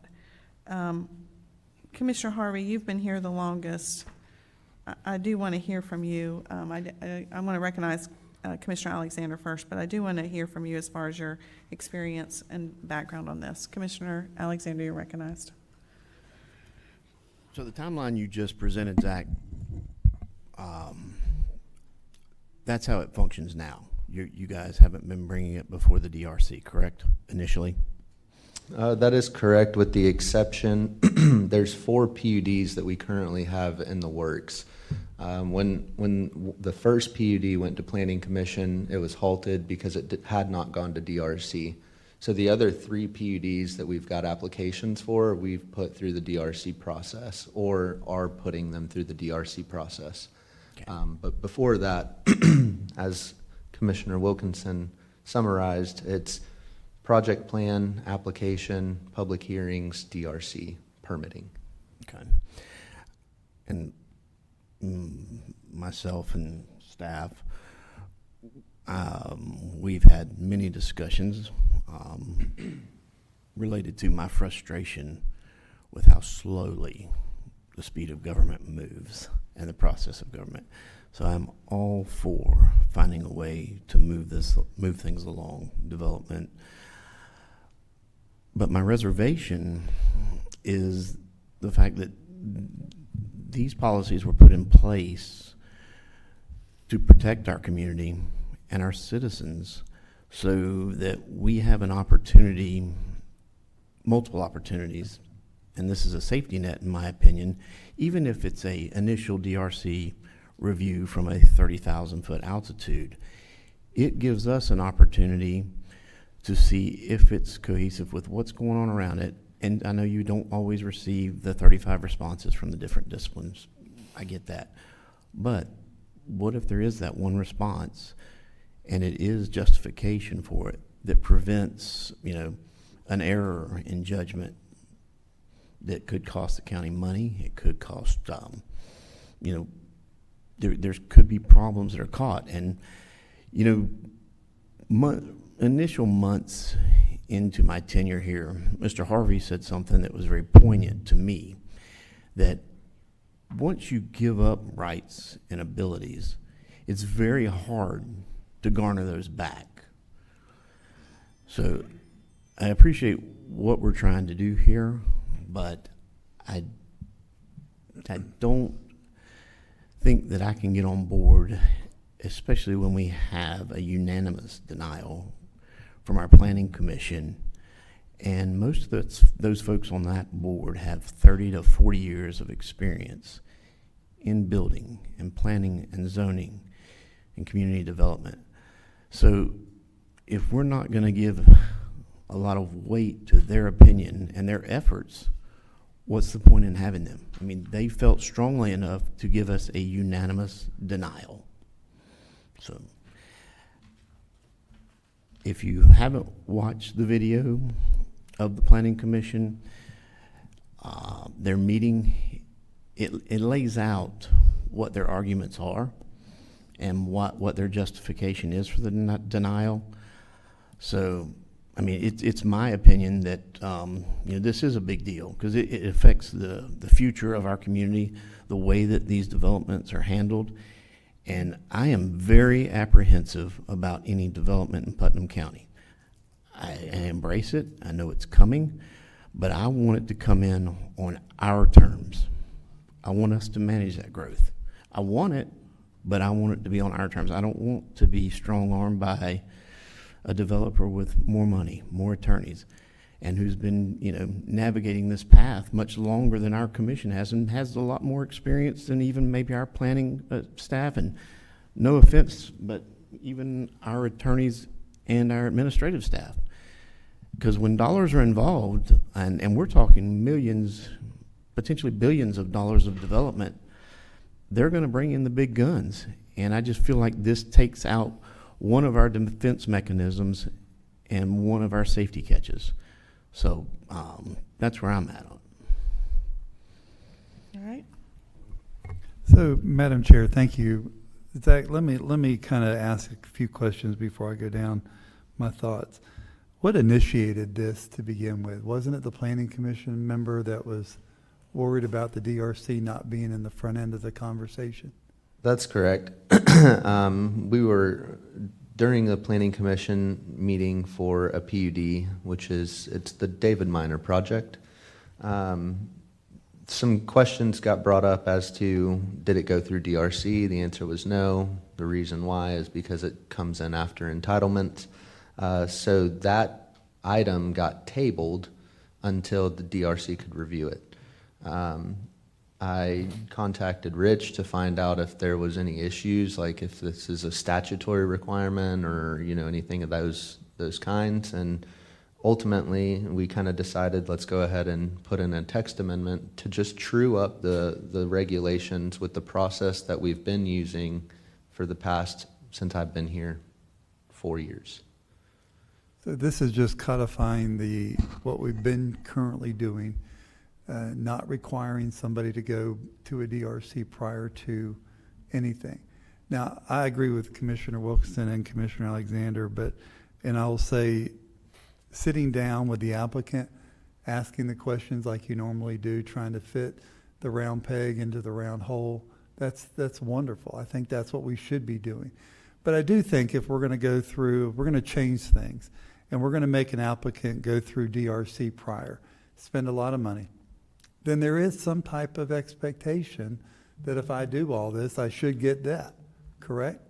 I mean, and I love the word equitable estoppel. I just think that's a fun word to say. You know, I was looking it up the other night, preparing for today. But I think if it's not broke, don't fix it. And in my opinion, it's not broke. We have a situation now where people come to us, they come to you, they give you an idea of what they want, you see how you can do it, and then it comes to us and it's public hearing. Then they go to DRC. Now there might be some improvements there, but I'm not gonna fault that process right now. I think that's a great process. But I don't think sending them through something prior is the answer we need. I just don't feel like that's the way to go. So, Madam Chair, those are my comments. Thank you. All right. Is there anybody else on the board who'd like to speak to this? Yeah, quick question. By code now, that initial DRC touch, how was that done in the past? Was that a get down in the weeds, hit every little, dotted I and cross T? Or was that a high level? And I realize this hadn't happened since you were here, so I don't know how that was looked on in the past. I'm all for moving these things through quickly, but PUDs, those are going to be our most complex projects. And it seems to me they ought to have some high level scrutiny. I think it is completely wasteful to touch them very tightly on the top and the bottom. But it seems to me if there could be some sort of a high level look and then push it on through to the Planning Commission, that seems prudent to me. Anyway, is there any recollection? Does anybody know how that's happened in the past? Because it seems wasteful to spend lots and lots and lots of time on that front end and effort and all that jazz. Anybody know? Well, I'll take the first stab and we'll see where we end up. Yep. I think maybe what the basis we're talking about, maybe like a pre-application meeting, right? Where we have a pre-application meeting where we can do the 30,000 foot view. The problem that we see sometimes in our DRC review is we have a preliminary site plan, a preliminary building plan, so then we have 600 pages of comments that come back because we just don't have all of the answers in that preliminary look, the preliminary review, and then it goes through DRC, and then, you're taking up engineers, designers, everybody's time that the applicant is paying for to come up to all of the things that DRC has asked for, then to turn back out and go to the Planning Commission, whether they get their entitlements or not, and then it goes to the Board of County Commissioners whether they have it or not, and your applicant may have paid hundreds of thousands of dollars getting all of their site work done, or all their civil plans done, all of their water management permits, all that kind of stuff. I think maybe what Commissioner Newbold's speaking of is maybe a pre-application meeting where they come in and we can sit the group around the table at a 30,000 foot view and go, okay, yep, this can fit in the area. But I think the compromise there is not having the developer pay hundreds of thousands of dollars with absolutely no security at all moving forward with any type of plan. In my mind. Go ahead, you still have the floor. Yep, in my mind, that's how it should roll. Just that initial scrutiny from that set of professionals that says, there's no way on God's green earth this is going to work. So, Commissioners, essentially, what we're speaking of in practicality is happening as staff goes through it and makes a staff report and recommendation to the Planning Commission. That we may title it different names, but the concept of someone making application to the Planning Commission takes it through a staff review where a full report is prepared to be presented with the case at the Planning Commission. So that high-level review is happening. The difference brought to light is that it's not necessarily happening by the titled DRC committee. And so, again, I believe that all of staff has said, this is truly board direction. There are pros and cons to it, and weighing that decision heavily for you guys will be important, because having a true DRC review will do a multitude of things adversely to the citizen in time and expenses and complying with requirements of the DRC that may or may not come to fruition as they follow the path of their development. A PUD can be anything from a 4 or 5 family subdivision to something very major. So as we talk about ensuring our development is responsible, that truly comes through all of those pieces of the puzzle, but doesn't necessarily have to have a duplicate review of DRC. The Planning Commission has a responsibility for zoning and compatibility of the proposed use. If the PUD changes its proposed use drastically, then the PUD is not granted an automatic use if it is changed. And so it may have to go back to the Planning Commission for them to again determine, is this an approved and compatible use of the surrounding areas? Then it would go to the board, and then to DRC when we have true details that fire code can look at, that water management and stormwater runoff can look at, that FDOT and driveways can look at, that engineers and utilities can look at, that recreation can look at, that planning can look at, it's that building department can look at, right? We spend hours in DRC both prepping and with the applicants, walking them through what this is going to look like and how it goes. But if we don't know on day one of DRC, then we're basically taking that applicant through a litany of hypotheticals. If you do, or if this ends, then this has to occur. And so again, as far as staff is here. We meet pre-application meetings when necessary, but there is a full report presented for each case to the Planning Commission. All right, Commissioner Newbold, you still have the floor. So give me for instance, what type of monetary outlay might a prospective PUD applicant have to lay out between the first shot of the DRC review and the Planning Commission? A lot. It does depend on the size and complexity of the project, but most of those costs are going to be in your engineers and design consultants, because every time the DRC says this, if you hypothetically want to build this type of building with this use, then it's going to need this fire code, or it's going to need this engineering, or it's going to need this occupancy use for the building department. As we look at those codes, and then they're going to have to pay that designer, because those designers don't create those plans for those applicants for free. It's going to include the civil design is another designer that's going to have to be incorporated. The environmental consultant that does stormwater is going to have to be incorporated.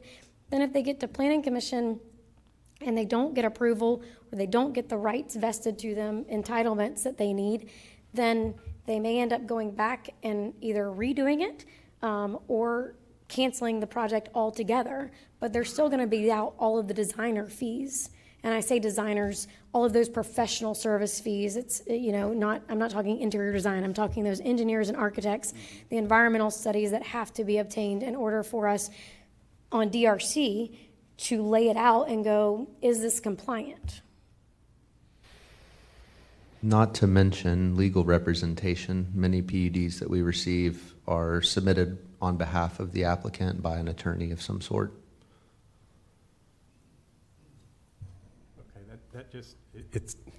And maybe I'm just not familiar enough with the projects and the process and projects of that complexity, but it seems like that initial DRC review shouldn't require that level of detail to get to the next level in order to just keep that from happening. So, just to kind of put a price tag on something, maybe that's kind of relative. So the Georgetown Park, the 28 acres at the Georgetown Park, just the civil design, the architecture, all that stuff, you're over $100,000, right? That's no building, that's no done, right? And truly that has not been all the way through the DRC process. And we're $100,000, the county is, into the design of this thing, because it's still got to go back to the DRC to make sure that we've met the turnaround for the fire trucks everywhere, that it goes through, it makes all the buildings criteria. So as the county, on one of our projects, has already expended $100,000 for as simple as a park. So that kind of puts any relative back to you of what one of these things potentially could cost, bringing it to without the final technical review. Then the technical review comes in and scrutinizes that $100,000 plan, right? And then they have to come back in and put more on top of it to satisfy all of the different trades and the departments that are inside of it. I'm going to add, Commissioner Newbold, just as we kind of, again, look for mutual resolution somewhere in between, if there's something the Planning Commission needs or would like to see included in those staff reports that would help make their Planning Commission decision more relevant and easier for them to ascertain, then staff certainly can look at assisting them with any requests that they might have. We are available to them. The Planning Division is available once that agenda goes out for any questions, but also would be happy if there's just a piece of the information that they would ask to be included, and that helps the situation, then we could work towards something like that as well. That seems like a more reasonable solution, because I would like to keep that group happy and confident in the product they're getting. And if we could bridge that gap, find out what their needs are, what satisfies the angst that they have in the process now, I would fully support something like that. So. All right. Zach, I got a couple buttons lit, so I'll get to you in just a second. Zach, the time frame. So right now, if somebody applies for a PUD from start without having DRC review it in the beginning, what is their time frame right now?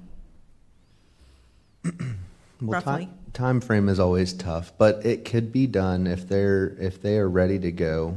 It could be done from application to building permit application in about 4.5, 5 months. All right. I can remember when Commissioner Palatka, one of my colleagues to the right, got elected, and he thought the process already takes too long. And so adding a DRC review in the beginning stages would add how much time? Roughly, in your estimate? At minimum, you're looking at 3 to 4 weeks. Okay, so you're another month to it. So instead of 4.5 to 5.5 months, now we're moving it another month out. Okay. All right, Commissioner Harvey, you're recognized. Thank you, Madam Chair. Zach, honestly, the PUD is, I think, one of the most fascinating zoning districts we have. Only because it's for those anomalies that just don't fit somewhere else. So if you come in with a PUD, it just didn't fit somewhere. But that doesn't mean it's not a good fit for our county. And I know you and I have worked on some before, and we have told people, put down all the things you think you want to do, because that's how we start throwing things out and cleaning up. Hogwaller is one of the I think the best PUDs we have, even though it's ever evolving and ever growing. That's what a PUD does. They just don't fit a certain district. So I think PUDs is one of the best tools that we could ever have in a planning organization. And there is a cost up front. Maybe it's not the full cost. I don't know that answer right there. But there's enough due diligence that someone knows if they're going through the process what could work. And it is an anomaly, and it should be up to the Planning Commission to go, yeah, this is weird, but would it work? Yeah, possibly could work. Maybe not in this fashion. But I think it all kind of whittles its way out, funnels its way through by the time it gets to us. And then we send it on to DRC, and then a little bit more whittling takes place, and a product comes out at the end. But I don't think we should play around with these timelines. I think we're on a good trajectory here, and I don't think we need to be. And again, the Planning Commission member brought this to the forefront, right? Because he didn't feel like it fit the model that was supposed to, that our wording fit. So if we don't decide to pull this up, let it go, and we'll still have the same process we currently have now, right? If we don't change anything. Actually, no. If you don't adopt this change, then the current process is in violation of your code. Okay, so we got to adopt the change to make that happen. If you want to keep it the same way, Yes. or administratively, what Madam Chair talked about, then you'll have to insert the DRC prior to the Planning Commission, which means that it could take more time. Good, thank you. All right. Commissioner Alexander, you're recognized. Just to clarify, Commissioner Harvey, currently we're in violation of our code. We've been doing it wrong for a long time. Skin in the game. If a developer comes in here and makes an initial investment in engineering and studies, they're compelled to get it right. If they don't have to go through a process where they've made an investment, doing the engineering, doing this and that, and then we tie up our time, bringing it before the commission, doing this and doing that, and they decide, oh, well, we're going to pull the plug. We're out. If they've got skin in the game, they're compelled to get it right. We're going to work with them, but it gives us an opportunity to work with them, and they'll be invested in this project long before it becomes a problem, and they'll be more apt to work with staff and get it right. 3 to 4 weeks in the grand scheme of things, based on what I've seen in the government, that's a brief second. I've seen things that should have taken a day, take, in my brief tenure, months. So if we have to give up 3 or 4 weeks to protect the community's interest and give us another opportunity to make sure that it's right for our community, that's where I'm at. All right, Commissioner Pellister, you're recognized. Couple of comments. To understand you correctly, Mr. Commando, we are currently in violation of our code, is that right? Did I hear that? Yeah, we're not following our code from a timelines perspective, because you can look through the strike-through part, it says prior to any public hearings. Now, I'll just throw in, so I can hear you good. obviously I work a number of different, I know I hear a lot of feedback coming back. I work a number of different places. What we here call the DRC is not what other places call the DRC. In many other places, that kind of pre-application type meeting is what a DRC is. Many places you'll have your fire department involved, utilities involved, school board involved, and then usually it's the county administrator, where you're just trying to make sure that the infrastructure on a very superficial level exists. Our DRC is obviously a lot more intense than what many other people or many other counties use for that purpose. Okay. Listening to all of you speak, I've picked up a lot of things that I agree with all of you upon. And I did, Commissioner Wilkerson, that was one of my focal points, is that streamline our application process for anything that wanted to come to Putnam County, because people get so tired of the rhetoric and the red tape of just nothing moving forward. It seems like it's just drag. I want to see that process improved in any way possible, but I want to be legal and be within our code of whatever we have to do to make this correct. But you all have made very good points. I've been sitting here listening to all of you, and I've taken it all in. So it's a difficult process for sure. Thank you. Okay, one more question I have for Rich. Is this a private property rights issue? Because the landowner don't they have the right both statutorily and by constitution to have their property platted or put in a PUD or rezoned before proceeding with the development review and permitting? I mean, if the development review committee is not in statute, do they not have the right to? So they have the right for consideration as to a rezoning, whether it's from commercial to PUD or something of that nature. I think, and Zach kind of used the term that he and I talked about, an equitable estoppel. The legal principle that's the concern is that when you put not what I described as what most people use a DRC for, if you put a highly intensive process up front, then what happens is you're saying, well, applicant, you need to do A through Z before you even meet our code. And they spend a considerable amount of money doing that.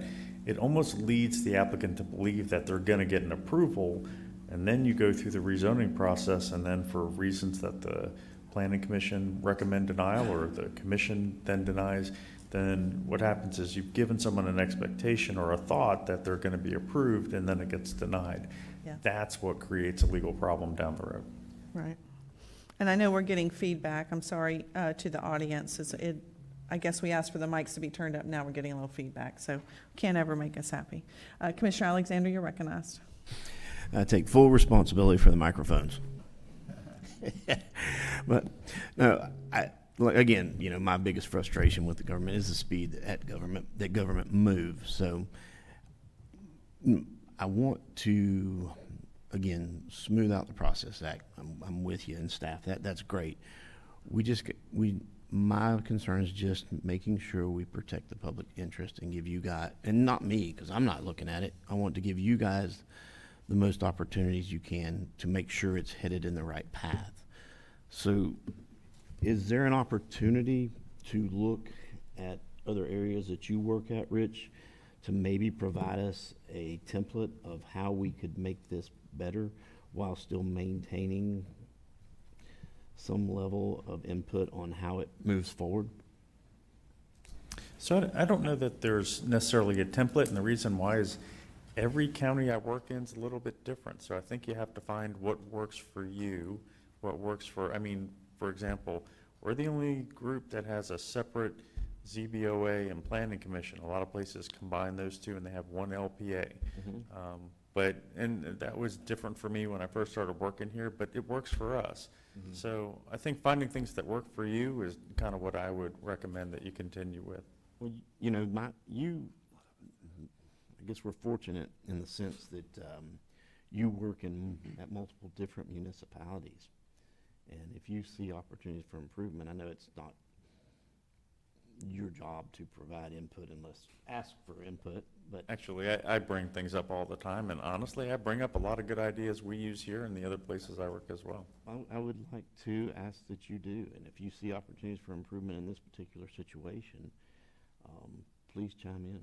Well, I would say honestly, staff is working very hard to listen to the will of the commission. And the reason I kind of say it that way is because if hypothetically this proposed amendment fails, then planning staff can put a superficial DRC on the front end. We'll comply with our code. And then they'll put a more intensive one at the end, and it really doesn't change the process. And I think what Zach is trying to explain is, from what they've used as the process, this kind of works for you. So that was why he came forward, and he and I talked about the recommendation is to at least have the code conform with what our process is. But if the commission wants to see something different, then we can definitely work around those things. So is it possible to put like you said, a high-level DRC in there just to get a grand scheme of things, not go as intensive in the weeds as Mr. Grimes would say, and but still retain some type of input and some regarding that? As Ms. Young said, whatever the planning commission needs, and there's staff analysis that goes into the report that's provided to them. I think we do it now, we just don't call it that. Exactly. So could we call it that? Yeah, we could. Now, so on something like this, could we send it back to have it rewritten to reflect something like that versus what the version that has been presented to us today? Because Zach's more involved in the planning and the process aspect of it, I would ask him kind of his thoughts on that. What do you think, Zach? Well, yeah, so a decision can't be made today. This is an opportunity for feedback, of course, with public consideration to try and understand, what the process could be. If it's the board's decision to not keep it as is and to not change it as proposed, then we got to meet in the middle somewhere. Yes. So, but I do want to take this opportunity just to remind the commission that a planned unit development simply allows for flexibility and waivers, if you will, at a local level. Right. So if someone's septic system doesn't comply with the state, we can't change that. They have to go through variance processes with that entity or that agency. And a lot of times, just because a PUD comes through and the DRC looks at it, those state agencies on the DRC may say, well, you're just going to need a variance, or you're going to need this type of septic, or this type of drainage, or whatever the case may be. And the applicant will have to conform to that for the purpose of, you know, preserving the health, safety, and welfare of the public. We're all doing the same thing, just at different levels and for different reasons, I guess. Okay, well, what I don't want to do is put extra tremendous time on staff, time and money, and I don't want to put extra time and money on our applicants either. And so the current process that we're using, while we don't use the Development Review Committee in the beginning, we are doing a preliminary review of the PUD at a staff level. And then if there's some, and I don't know that we need to have that necessarily in an ordinance. I think that's already happening. It sounds like the Development Review Committee change that you have on this proposed change to the ordinance is what needs to take place. But if there's another, you know, if we need to codify or put into record more of what our policy is, so that Planning Commission and our applicant knows that this is going to be reviewed by staff, it's going to be reviewed, you know, on the front end, not necessarily by the 32 different recipients of that DRC board or committee, but that it's going to be reviewed. And I think maybe that's a policy change or a policy notice versus, but we do have to fix this error that's on, if this isn't the process that we're following. And I did watch the video, all of it at the Planning Commission, and I do understand their concerns and what they brought forward of us not following it. This is not the workaround. What this is us putting into record and fixing an error that, quite frankly, we haven't been following. It's a policy. It's a procedural, to me, more procedural than anything. So with that, is there any other questions for the presenter? All right, we'll go into public comment. Mr. Harvey, I'm sorry. Go ahead, Commissioner Harvey. Well, I was just going to say, you know, for years I've served in here, and we haven't found this to be a problem. And I appreciate somebody read it and got legal opinion, but again, I think we're doing the work. I know we're doing the work, or we'd be really in trouble, no doubt about it. So I think we're doing all the works that need to be done. There's skin in the game. You already heard from Mr. Grimes. There's a lot of money on the county side, even just going through that process. So, you know, I think a PUD is a great investment for our community, and I think it gives us a lot of flexibility to allow an applicant. And they know that there's some chance that it might not work out. They get that, and they've invested something, maybe not completely. But it does worry me that if we start doing too much on the front end, there is a guarantee or expectation that I will get something on the back end. Mm-hmm. And that concerns me a lot. So, Madam Chair, those are my comments. All right. With that, we'll go into public comment. I have a card from Michael Woodward. And if there's anybody else who wishes to speak on this item, please come forward or present a blue card, please. Mr. Woodward, thank you for your patience and your time today. If you'll state your name and address for the record. Michael Woodward, 517 South Francis Street, Interlochen. Madam Chairman, Commissioners, I have several aspects of this matter. It's not on him. Can we wait till they... There we go. Okay. How am I doing now? Better, thank you. All right. I'll start over. Michael Woodward, 517 South Francis Street, Interlochen. I have several aspects of this matter I'd like to comment on today, but I think I want to start off with something that I gathered from the discussion that I've been listening to, and that is that there's a possibility that the best way forward may be neither to approve what is put before you today, nor to continue with the current language, but to find some other process that would serve the purpose without gumming things up, something that would be useful to you, to applicants, and to the Planning Commission for that matter, who, as you know, if you watched the video, had some very strong opinions on this and some very well-researched ones in their decision to their unanimous decision to recommend denial. A suggestion might be that maybe this board and the Planning Commission could meet jointly and try to hash something out and have staff there as well. And just something to think about. I've spent my career supporting the premise that everybody has to follow the law, including the people who administer it, and even the people who make it. And the Planning Commission was appalled to discover that staff has taken it upon themselves not to follow a clear and unambiguous mandate of the Land Development Code. I've been hearing things today that sound an awful lot like, well, if it's not state statute and it's not in the comprehensive plan, we don't really have to do it if we don't want to. It's only the Land Development Code. Well, the Land Development Code is the law of the land in Putnam County. And we expect everybody in this county to follow it. And our staff has chosen not to. So what you're being asked to do today is to change the law to conform to the behavior of the staff rather than asking the staff to change their behavior to conform to the law. Why was this requirement in there in the first place? The requirement of having a review by the Development Review Committee before going to public hearing. It has to do with what is so unique about PUDs.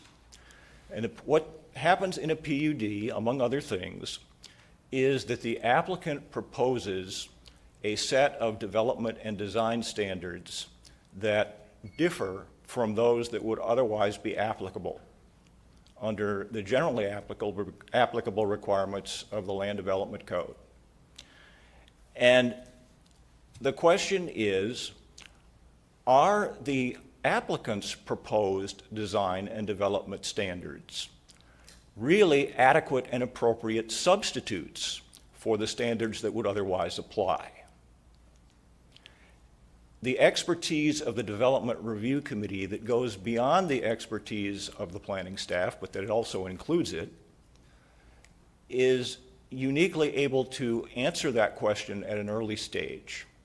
If you wait until the matter has gone before the Planning Commission and the Board of County Commissioners and the PUD has been approved without having a thorough scrutiny of whether the standards for design and development in that PUD agreement are adequate and appropriate substitutes, it's too late to do anything about it. Having the DRC look afterwards at whether or not the actual development conforms to the applicant's standards that are in the PUD agreement isn't enough if those standards aren't enough.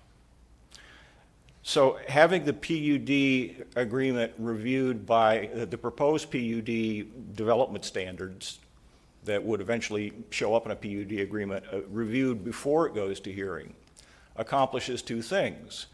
It provides the Development Review Committee the opportunity to supply to inform, shall we say, the planning staff's recommendation, and also through that to inform the Planning Commission and the Board of County Commissioners about any issues that there might be with the adequacy and appropriateness of the applicant's proposed design and development standards, whether they would be adequate and appropriate internally within the PUD or in terms of their compatibility with surrounding development.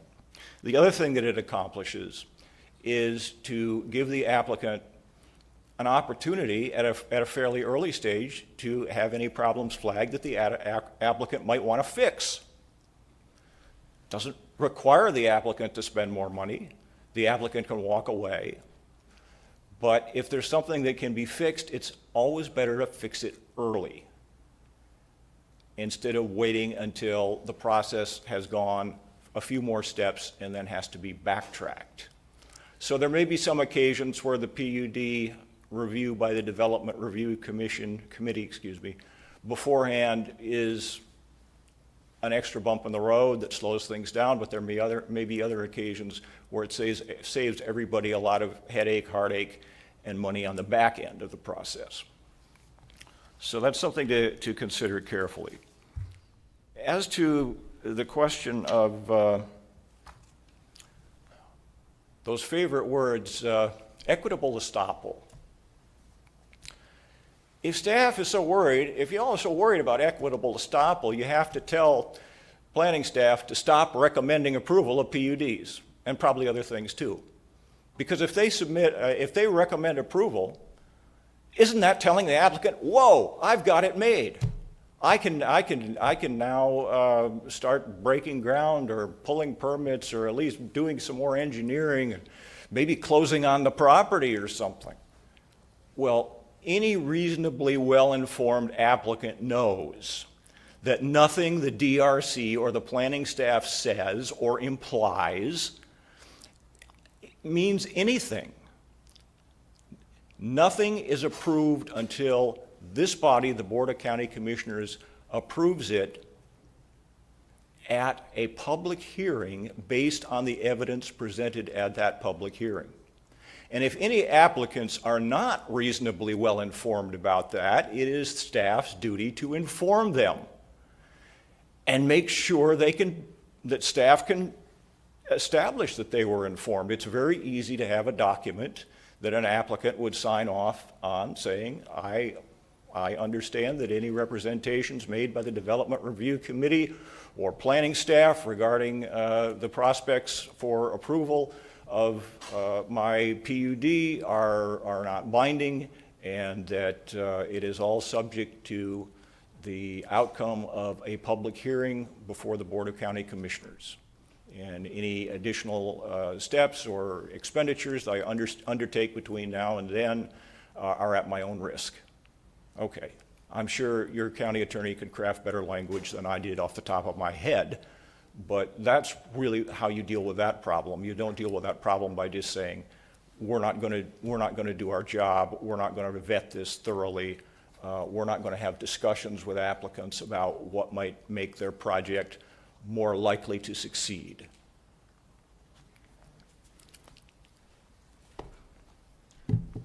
Thank you for your time. Thank you. All right, is there any other public comment regarding the LDC text amendment? All right, hearing none, it comes back to the board. Madam Chair, I move that we move this to the August 12th, 9 o'clock meeting for the second reading. All right, we have a motion on the floor. I'll pass the gavel and I'll second it. Okay. We have a motion and a second. We have a motion and a second. Any further discussion? Roll call vote, Ms. Ashley. No. Yes. No. Yes. I'll bring the gavel back to you. All right. Motion is denied. All right. So, Rich, I'm going to look for some of your guidance here, because we didn't just deny the request to amend the text, we denied the next hearing date. Right, so there's really, so now you have two options. You can deny moving forward with the ordinance, which may have been kind of what was expected at the last motion, or because we denied the time, it just means that the next hearing should be after 5:05.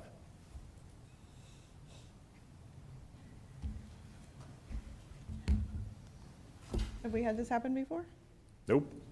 All right. Well, you know us, we just like to charter new ground up here.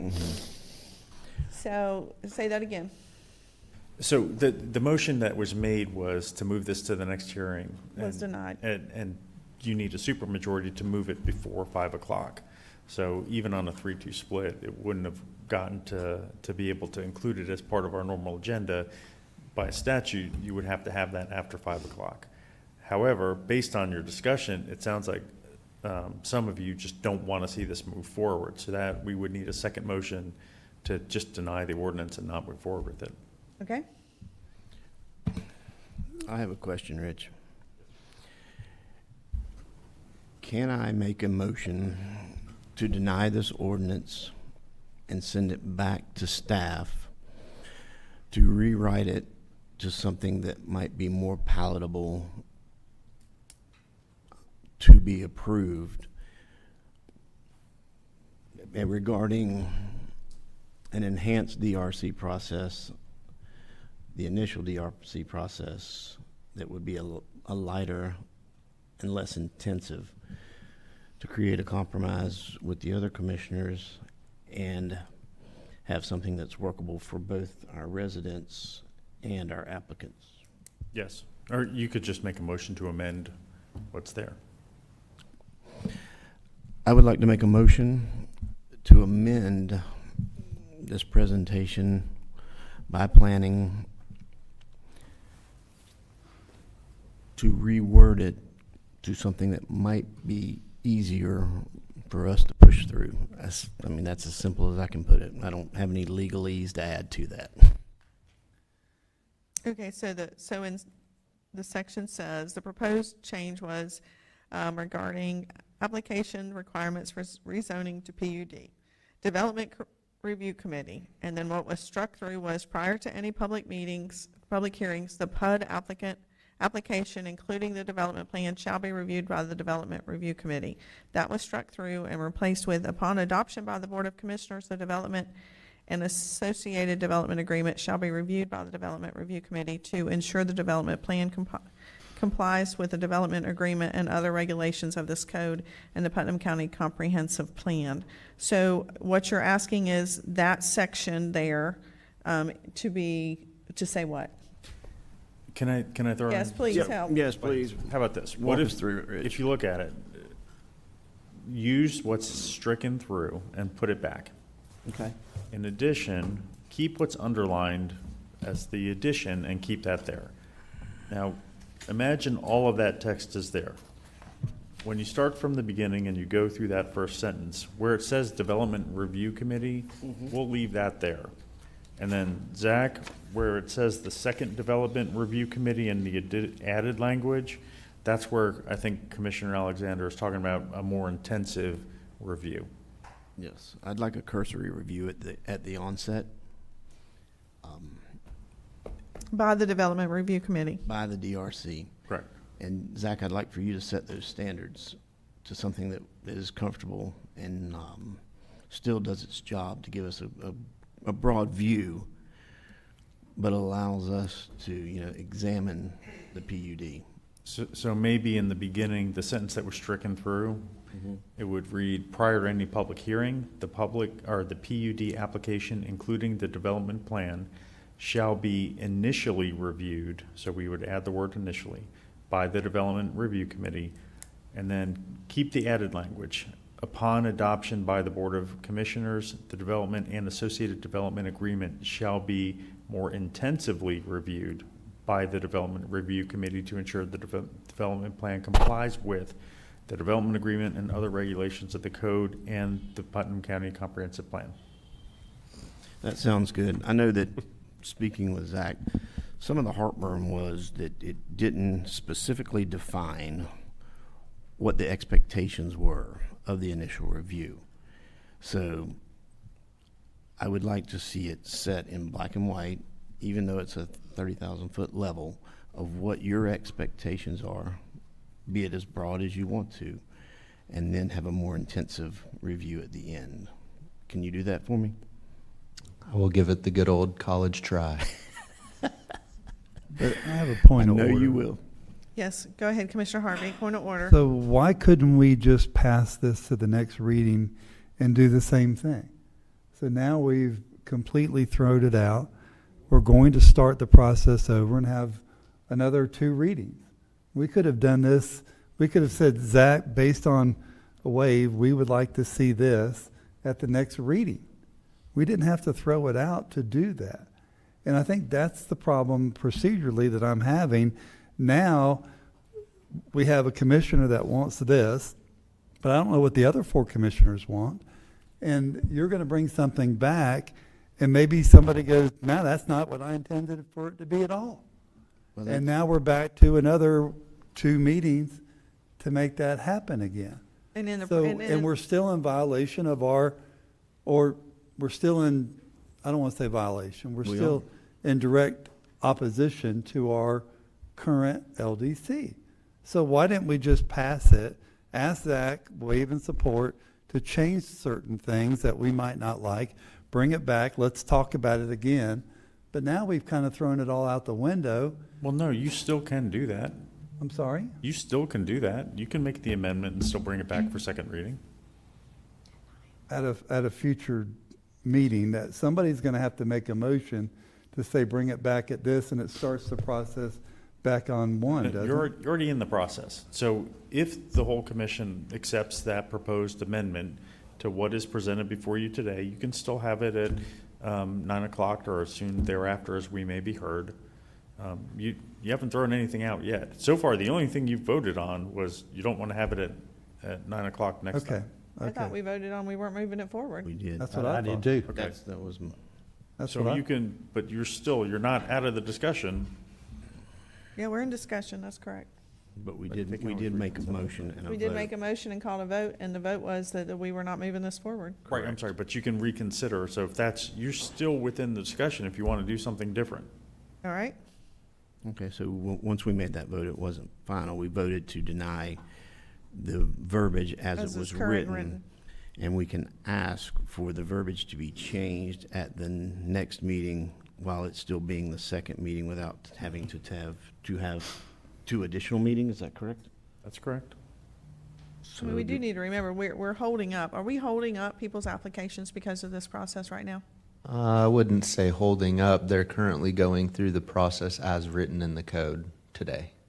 But we So- are in violation of our code. Not right now. Not right now because we're holding them. They are scheduled or have been reviewed by the DRC at this point. But we need to do something. All right, Commissioner Alexander, what do you want to do here? What's your pleasure? Well, thank you. What I would like to see happen, I do agree that we want to streamline this and get it moving forward, but I do not want to remove a part of the puzzle or a right of the commission to have some input on these to protect our community. So I would like to make a motion to move it forward with a verbiage change to reflect that, Zach. So how specific do I need to be with that motion, Rich? Do I need to outline every aspect of what my expectations are, or can we have an aside after this, just to assume that we are going to move forward with this process, but not outline the specific details? So I would say for public notice, you need to have specific details in moving it forward, or what Commissioner Harvey said is true. You'd have to come back for another first hearing.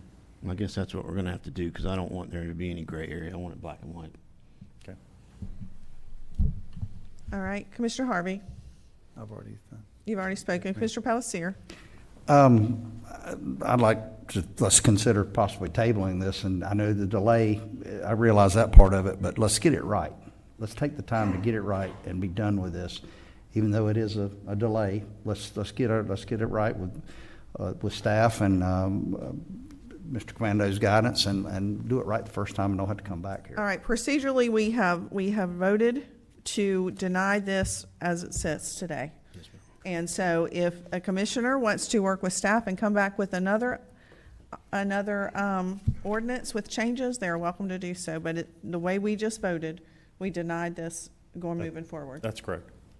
All right. Or Commissioner. So it's not a table, it's a denial. We've already voted and we denied.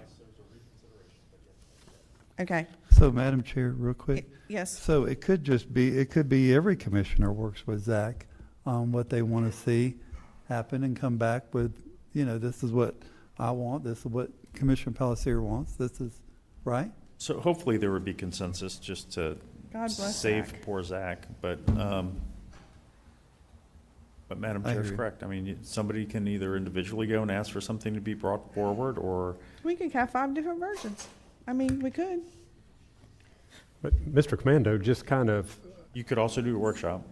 Yeah. Yeah, I already had later on in discussion about a joint meeting we were going to have, I'm going to suggest with the planning commission, I guess we can throw this in there as well. Good. So, okay, So real quick, for my knowledge and understanding, yeah. text amendment LDC 25-3 is no longer in existence, and it sounds like later on in today's meeting, we're going to discuss a date for some sort of a workshop, and at that point, we will reconvene on the PUD DRC conversation, and that'll be a new text amendment in the future. Okay. Yeah. All right. All right, gentlemen, we're going to take a few minutes of recess here.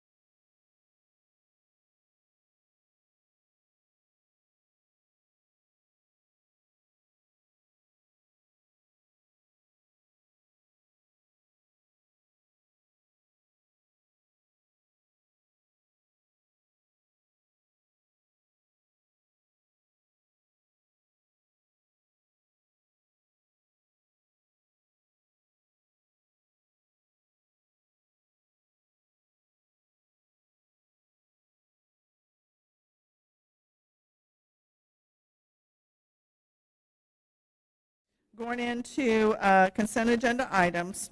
This portion of the agenda is designed to allow citizens an opportunity to bring matters to the attention of the board. It is not reasonable to expect that the board will engage in debate or deliberation about matters on which the board has received no prior information as part of the agenda. Please limit your comments to 3 minutes. Public cards are conveniently placed in the meeting room entrance and should be submitted prior to the meeting to the deputy clerk who sits to the right of the podium. Madam Clerk, do you have any cards? All right, we will call for consent agenda items. Are there any commissioners who wish to pull consent agenda items, starting with Commissioner Alexander? No, ma'am, not today. Commissioner Newbold? None to pull. Commissioner Pelletier? Excuse me, just for a matter of comment, item D. Item B is in boy. D is in dog. D is in dog, okay.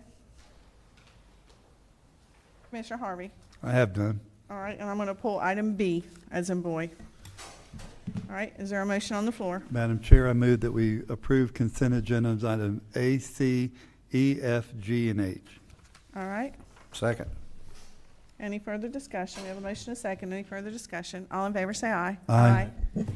All right, before we go into items, I do want to recognize Samantha. Thank you for being here today. She's with Representative Judson Sapp's office. She came today to make sure she stays apprised of what's going on in the county that Representative Sapp represents. All right, so I pulled item B just for some discussion purposes. So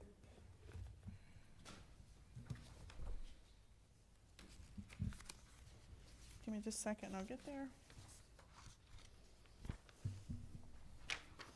So, Mr. Grimes, can you please explain, if I understand this right, we did not, when we originally built the animal services, we were not required to do the fire safety, and now we are because of a Florida statute change or ordinance? Sort of. Okay. So let's just roll the time back. So when it was originally designed, it was not required.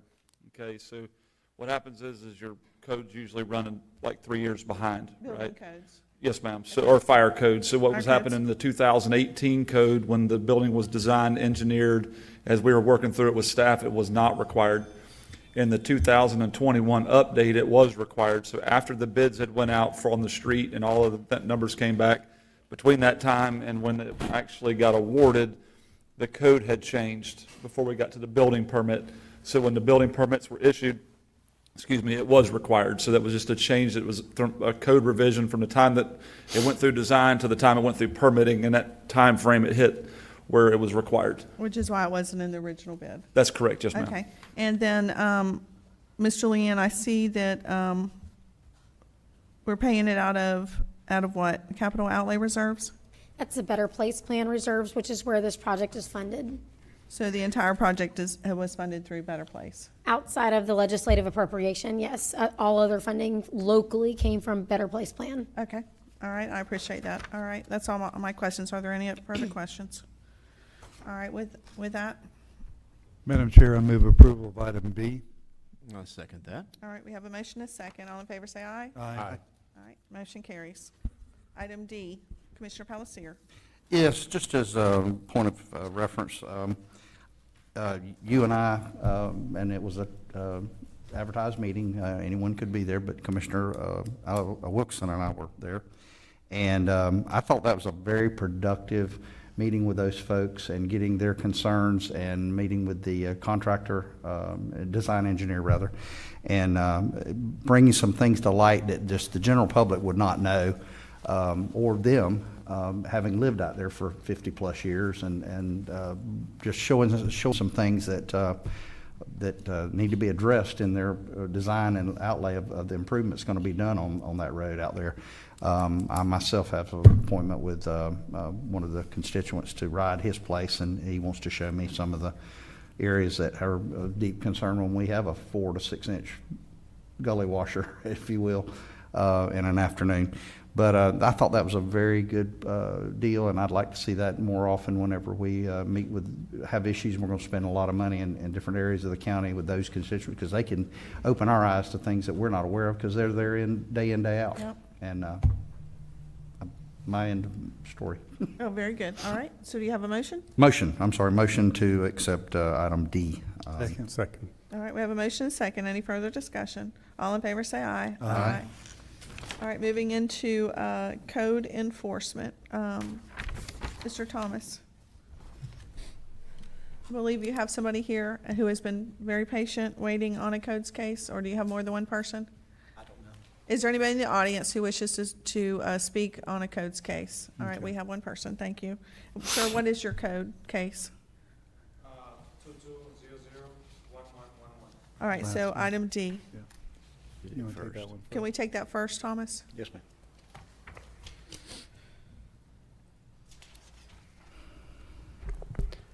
Code case is 22-001111. Address is 212 Georgetown, Denver Road.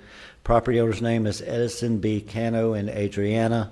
The violation was permits required for a mobile home installation. Original fine amount was $25,825. Total cost of enforcement actions of $1,583. The property owners recently purchased the property. It's now compliant and requesting a fine reduction. If the board approves, we recommend the reduced fine to be paid within 90 days. All right. Would you like to come and speak? Come on. Yes, sir. Come on up. I'm sorry. Thank you all for listening to me. I just want to say from the beginning, I contracted a contractor to move the hall and to get all the permits and all the stuff. And I got the contract, copy the check that I paid up, like over $10,000 to pull the permits, so I could do everything by the book from the beginning. I had to contract somebody else to do the job because the guy stole the money, so there's a burden already as it is. I know it's going to be a fine.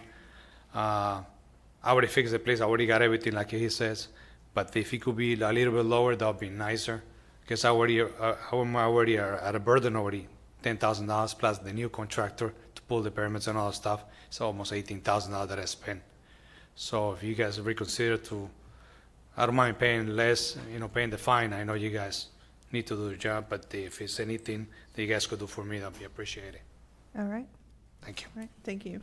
Is there anybody else who wishes to speak on this codes case? Madam Chair, I have a question. Commissioner Harvey, you're recognized. Thank you, Madam Chair. Thomas, in your statement, didn't you read that property was sold?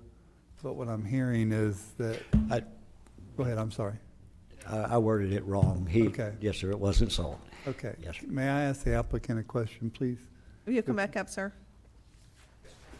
So back when did you move this mobile home onto the property when you hired a contractor? 2021. 2021? Yes, sir. Okay, so it's taken you 4 years to come before us to, No, after that, I find out the letter, because I would live in Port St. Lucie. So they deliver the home, they deliver the house, and it was supposed to do all the job, installation, permits, and all that stuff. okay, so back in 2021, you moved this mobile home onto the property. That is correct. And then there was some mix-up with, The guy just couldn't get the hold of the guy, stole the money.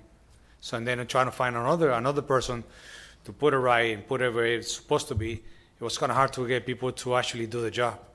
so So I you, couldn't find anybody. but you knew about that back in 2021 or 2020? No, so I find out a year later because I went away.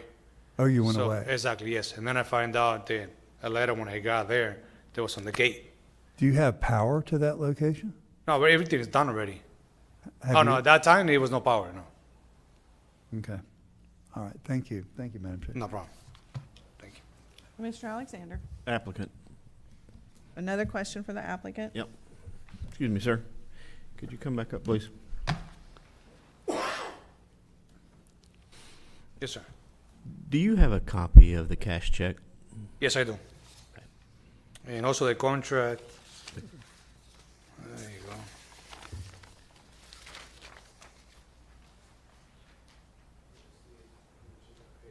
Mm-hmm. Here's the contract notarized. Here's his license and everything.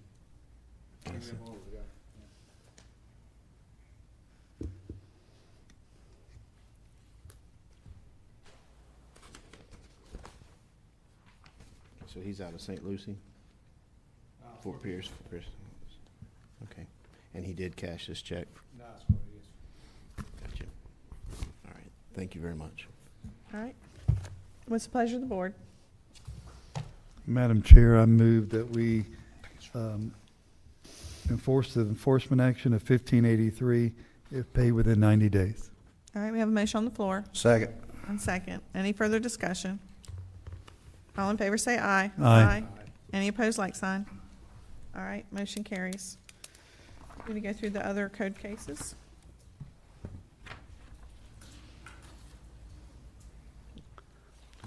Yes, sir. Case number 2011-01006, address is 101 Jewel Avenue, Interlochen. Property owner's name is AP Investment Trust, April Page. Violation was unsafe structure. Original fine amount was $110,925.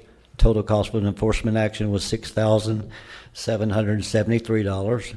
Property owners recently purchased the property. It's now compliant, requesting a fine reduction. If the board approves, we recommend the reduced fine to be paid within 90 days. Madam Chair, it doesn't appear that they're here, so I make a motion of $6,773 if paid within 180 days. All right, we have a motion on the floor. Second. Second, all in favor say aye. Aye. All right, moving on. Madam Chair, since no one else is in the audience for these codes cases, number 2018-0040, I move that we accept $7,871 as the tax surplus of $8,082. All right, we have a motion on the floor. Second. Second, any further discussion? All in favor say aye. Aye. Madam Chair, based on no one in the audience for 2018-00442, I move that we accept the staff recommendation of $1,819 if paid within 90 days.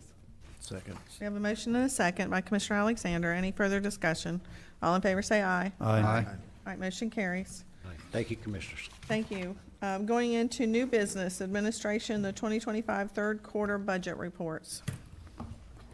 And as Breyer is coming forward, I do want to tell my colleagues that we did receive a notice from Doge, which is, as you remember, we had agreed to let them review our records, and this board was unanimous in that.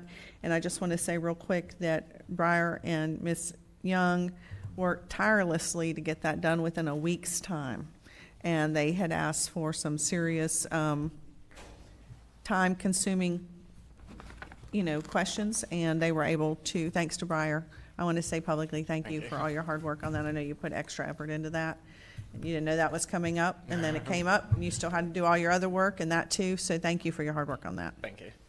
All right, go ahead. All right. Okay, so first we'll start off with the commissioner projects. Is ours supposed to be on our monitors? No? Okay. Okay.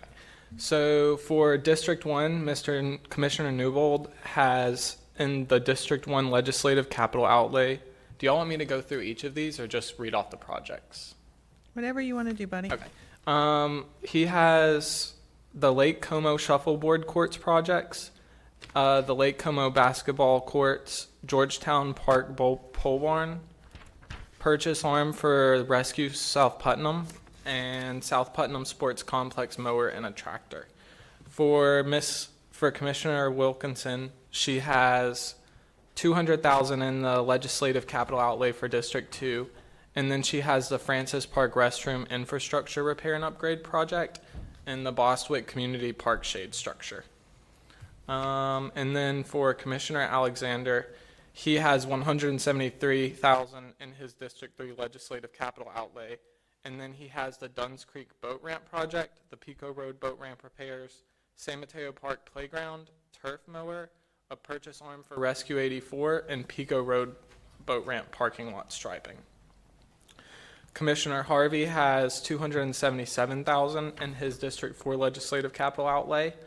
And then he also has the West Putnam Athletic Field project, the San Mateo Park playground, the striping project at the Melrose Library, a purchase arm for Rescue, Francis Field and Palatka Babe Ruth Park, and then the boat ramps at IDA, Bull Green, and Grandin. And then for Commissioner Palacier, he has $200,000 in his District 5 capital outlay, and he also has the Johnson Community Park project and the fire station R&R infrastructure upgrade. Okay. So, yep. All right. So moving on into the general fund. So first we'll be looking at the revenue sources, and just keep in mind that all of our funds are kind of cyclical. They ebb and flow, but this is third quarter, so we want to see at least 75% for most revenues, but it's not always 1 for 1, if that makes sense. Okay, so taxes, we've received 96%. Permits, fees, and special assessments, we've received 86% of our planned budget. Intergovernmental is at 87%, and that's kind of like your money from other government agencies like grants or state grants, federal grants. Charges for services were at 68%. Fines and forfeitures were at 11%. Other revenue were at 310%. Okay. So Brian, what you could do, if you don't mind, is just hit the bottom, the totals at the bottom, instead of going through each line item. Yes, ma'am. So actual revenue, we've received $81,352,776, and the budget is $120 million, and so it's at 93% of our revenue when internal services are taken out.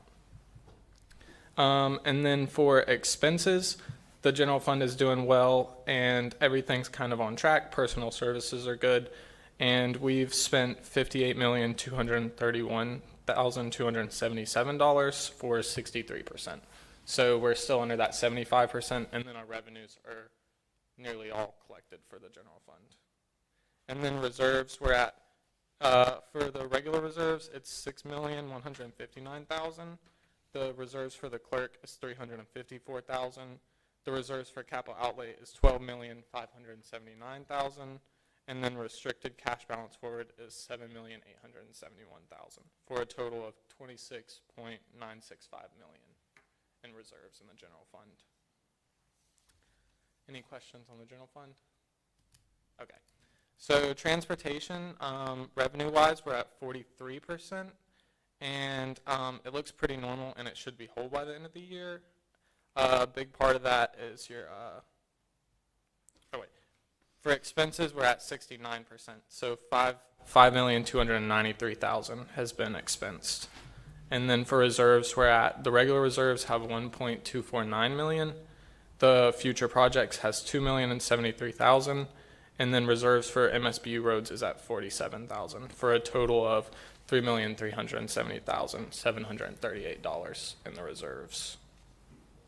Any questions on the transportation fund? All right. Briar, I don't mean to interrupt you, but we are we're having a long day. Is there any questions regarding the numbers that are in front of you today? You want me to just read the real quick, faster? Yep. Okay. So the fire fund has 80% in revenues and 53% for expenses. Okay. The sanitation fund has 92% for revenues and has 55% for expenses. Okay. East Putnam Water has 9% of their revenues and expense 23%. And then St. John's Harbor has 78% of their revenues and 27% of their expenses expensed. All right. Are there any questions for the presenter? I'm sorry to cut you short. We No, just you're have good. so much going on today. All right. All right. Thank You. You did a great job. All right. Administration, Elgin Road boat ramp replacement. Thank you. We had called to our attention that the Elgin boat ramp it was in disrepair. We brought out a contractor that we've worked with at Pico Road and with the latest loading docks as well, who gave us two options. One is repair, one is replacement. The concern by staff with repair is those platforms are concrete block. They're the old kind of thought to be good theory, and they are continuously a repair and replacement maintenance problem. Concrete doesn't naturally float if you didn't kind of put that together. So we would recommend going forward with the $57,800 repair, which would completely replace those floating docks with new ones, much similar to what we installed at Pico. Madam Chair, I move approval. All right. We have a motion to approve. Second. Multiple seconds. Any further discussion? All in favor say aye. Aye. Aye. All right, motion carries. Public Works, a tractor purchase. What about C? No, that would be the Duns. Oh, I'm sorry, I skipped C. Property lease with FDOT. You're on deck. Next. FDOT, Duns Creek Bridge. Who's handling that? Yes, ma'am, I am. Good morning, or good afternoon, Madam Chair. This is a property that originally came, or request originally came January 14th to the board for purchase of this property or get some type of ownership of this property put in the Duns Creek boat ramp. Now that got everything in from DOT, all concurrencies are in with DOT. We have a lease that's been reviewed. Okay, okay, sorry. But, so this is just an item coming forward. It's the first of two items. The next item, once we get the information, it will be for the permitting design, environmental concerns and all that for the boat ramp. But today we're here to ask the board for their approval to initiate the lease agreement and for the chair's signature on the lease moving forward. And the lease is for 30 years. It's a 30-year lease, and there's no value, no monthly fee, that type of stuff. We are responsible, of course, for the maintenance and all once we move the project forward. All right. All right. Is there any comments from the board? Any Madam Chair, I questions? move approval. All right, we have a motion to approve. I'll second that one. We have a second. Any further discussion? All right, all in favor say aye. Aye. Aye. Thank you. Now we'll go to Public Works.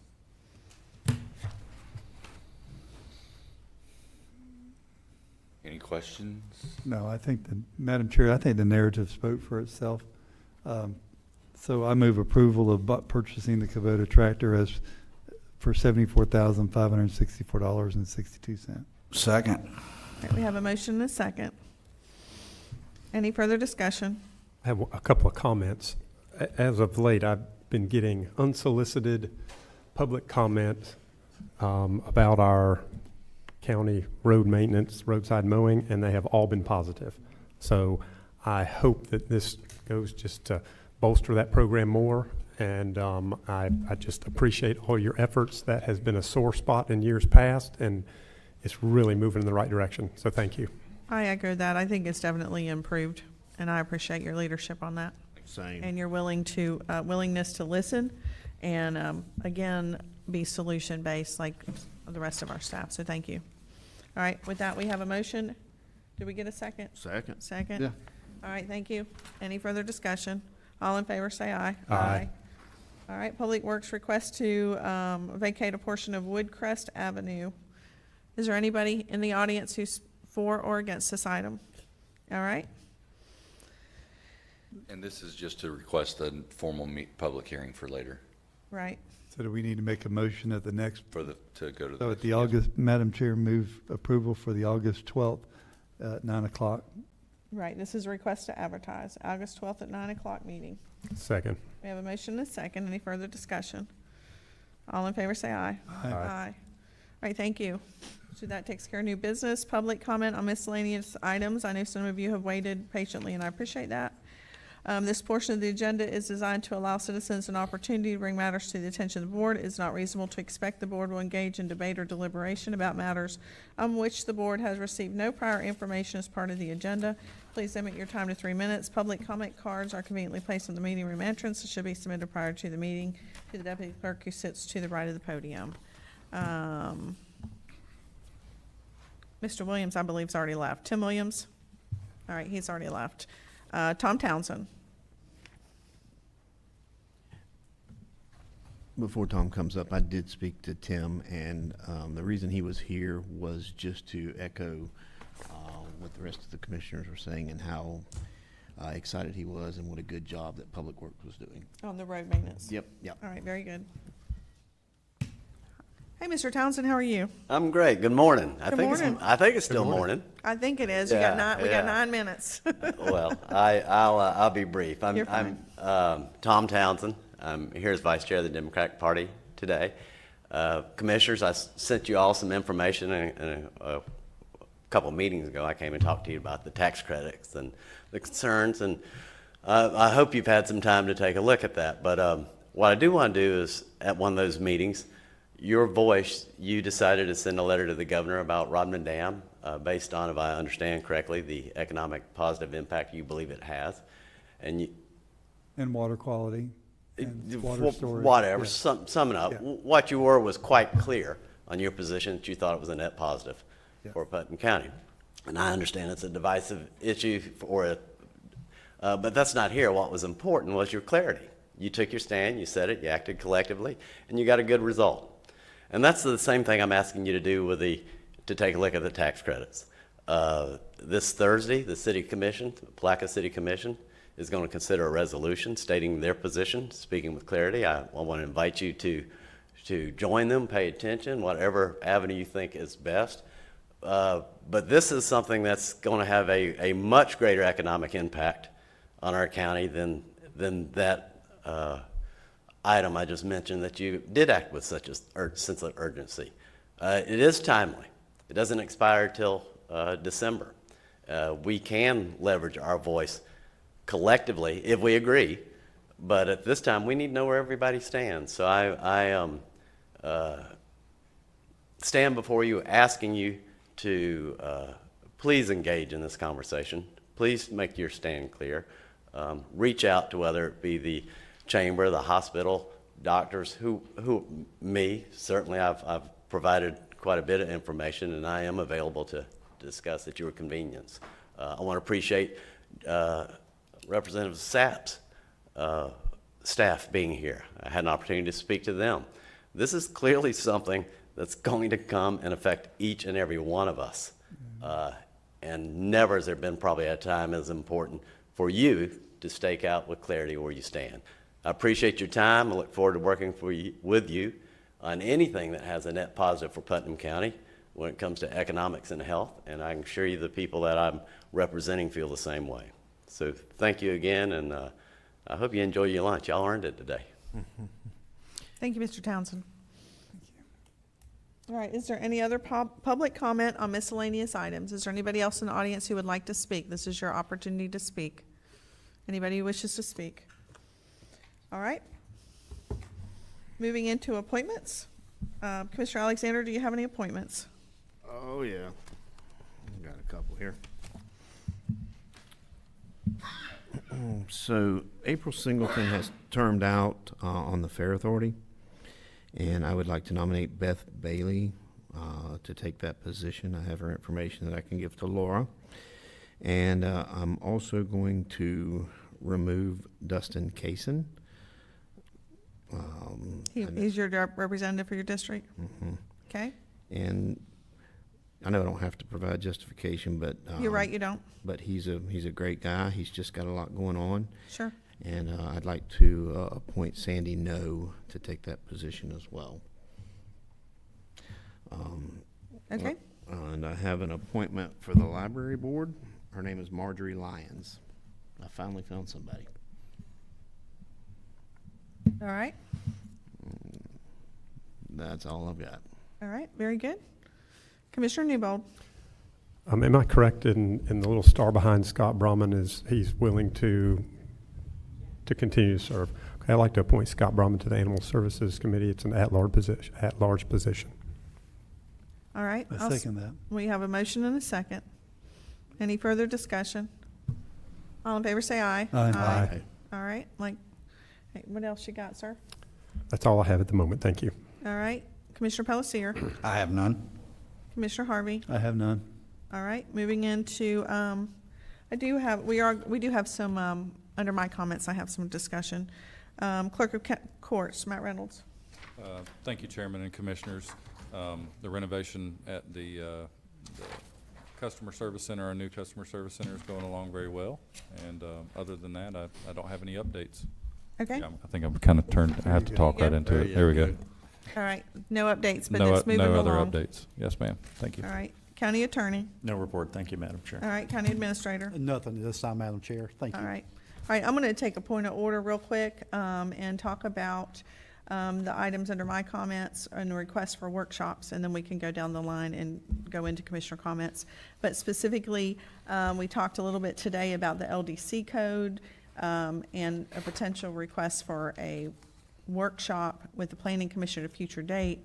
I was already going to discuss the fact that we had pulled out Section 45-131 of the LDC code regarding the RVs, and was going to suggest that we set a date to meet with the Planning Commission for that. It sounds like the will of the board would be to also add with that the discussion about the Development Review Committee and where that fits in the initial conversation before it goes to Planning Commission. So just full discussion. Anybody have any comments or discussion they want to talk about those two things? Would it be out of bounds to invite some of our code enforcement officers to that meeting? Absolutely. It'll be a public hearing, but yeah, we can definitely have them. We had one commission, if you guys, since you guys have been here, we had a meeting with a workshop with the planning.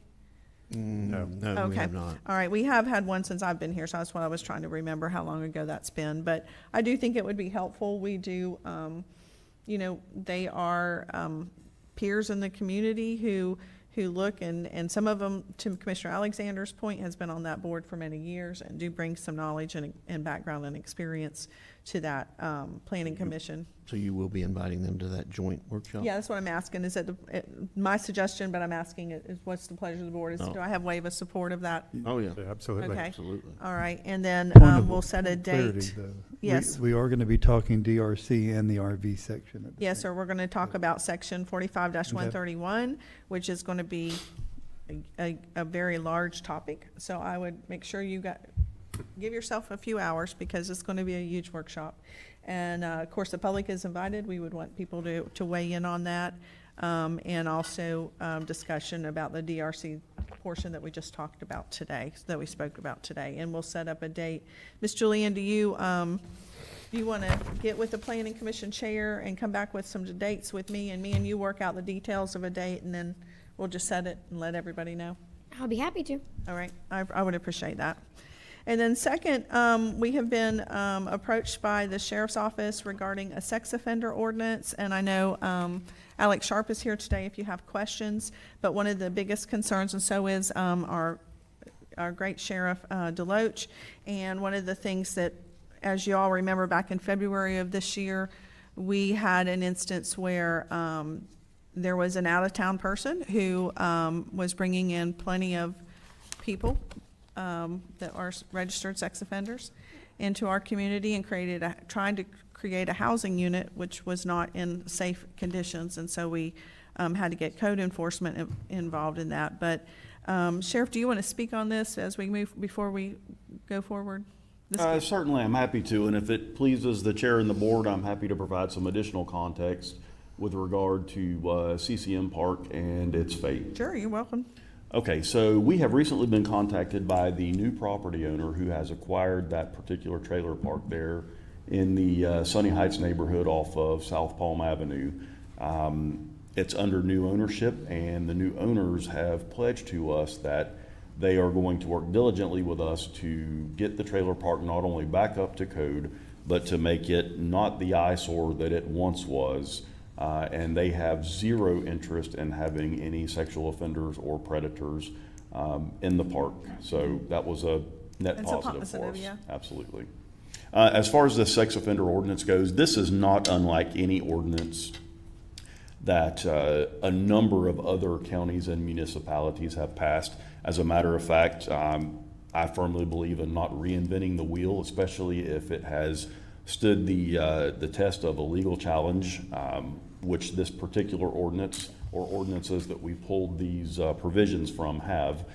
So I'm happy with all the hard work that Alex has put into putting this ordinance together to present it to the board for your consideration to safeguard our children and our community. Why I put this under commissioner comments is because I'm asking the board, do we want to workshop it, or do we just want to bring the ordinance in front of the board, hear it, and then move forward? I know you guys have not seen it, but the idea, I wanted first of all to see if there was even any pleasure from the board to move this forward, or whether it was, I didn't have the support or whatever. Commissioner Harvey. Madam Chair, I'd like to let Commissioner Alexander go first. He was. All right, he was didn't beat me to the punch, that's all. All right, Commissioner Alexander. Sometimes I feel like I'm on a game show up here. It's first person to the buzzer. But no, I'm very excited about anything that that protects our children. And a lot of this is still new to me, so bear with me. But Is this something where Alex is going to come and present today, give us the ins and the outs of it, and we vote on it, or He how can does give that you work? No, we don't have it in front of us to vote. It hasn't been publicly noticed, so you can't do that. But this was just me simply asking what the pleasure of the board was regarding if there was an appetite to move it to a next level, to see if we wanted to make a sex offender ordinance, which is a little bit stronger than what the state statute currently has. So the state statute has certain setbacks and requirements regarding children's area, schools, and that kind of stuff. And what the sheriff's office is proposing is something a little bit more stringent and enforceable by the sheriff's office. And we could get the details of that in front of you. I just wanted first to see if there was an appetite. Since we can't all talk about this, I needed to see what the appetite was of the board. Absolutely. Moving forward, if it protects our children, bring it on. You don't Okay. have to ask me. All right. Commissioner Palatka. Well, my turn now. I have all, I'm sorry. It's Commissioner Harvey was next. I gave up. He gave up his first spot. Because I was faster on the draw, that's all. Right. So, no, I agree. I think that as soon as we can bring that ordinance back to us and have it, we don't need to workshop it. Okay. We can read. But again, anything we can protect our community, protect our children, and I've read the ordinance, and I'm ready to go for it. So next available meeting, I'm ready to bring it forward. All Thank right. you. Commissioner Palatka. I pretty much concur with Commissioner Harvey. I have all the confidence in the world in Sheriff DeLoach, and I like Sharp's abilities and their verbiage. I feel certain it might be strong enough for me to support it. Could always put a few more teeth in it, as far as I'm concerned, because I'm all about our children and their safety at all levels. Thank you. Commissioner Newbold. So it's not this. So this doesn't seem like a non-unanimous issue. I'm very comfortable moving forward without the workshop. I'd like to see the verbiage and scrutinize it and move it forward. All right. So I think that what we're going to do, it sounds like, based on Commissioner Harvey's comments, that we don't necessarily need to workshop it. Commissioner, I just gave you a different title, Mr. Commando. Would you like to weigh in on anything as far as procedurally? What is it we need to do? I know we need to have public input. So I would say let's distribute it to each of the commissioners, and then if you have any individualized feedback, provide it back to me, and we'll put it on the next meeting for a first hearing. Okay. All right. It sounds like that's the pleasure of the board. All right. Thank you, Sheriff. All right. Now we'll move on into, we're still in, how do we get to commissioner comments before public hearing? Oh, that's our 5:05. It's been a long day already. All right. Commissioner Alexander, what are your commissioner comments? Well, we talked about processes and speeding things along earlier, and then you used a new term, appetite for change. And I think that, a lot of the things that we see when we go out and we have our projects done, times have changed, dollars have changed, they're worth less, and we have change orders or hiccups in the road where staff may have to come back and bring something before us that seems trivial at the time, but the value of that has pushed it beyond their spending threshold, so it may slow down a project 2 meetings, 2 weeks, 30 days if it has to go out for bid, plus the additional meeting.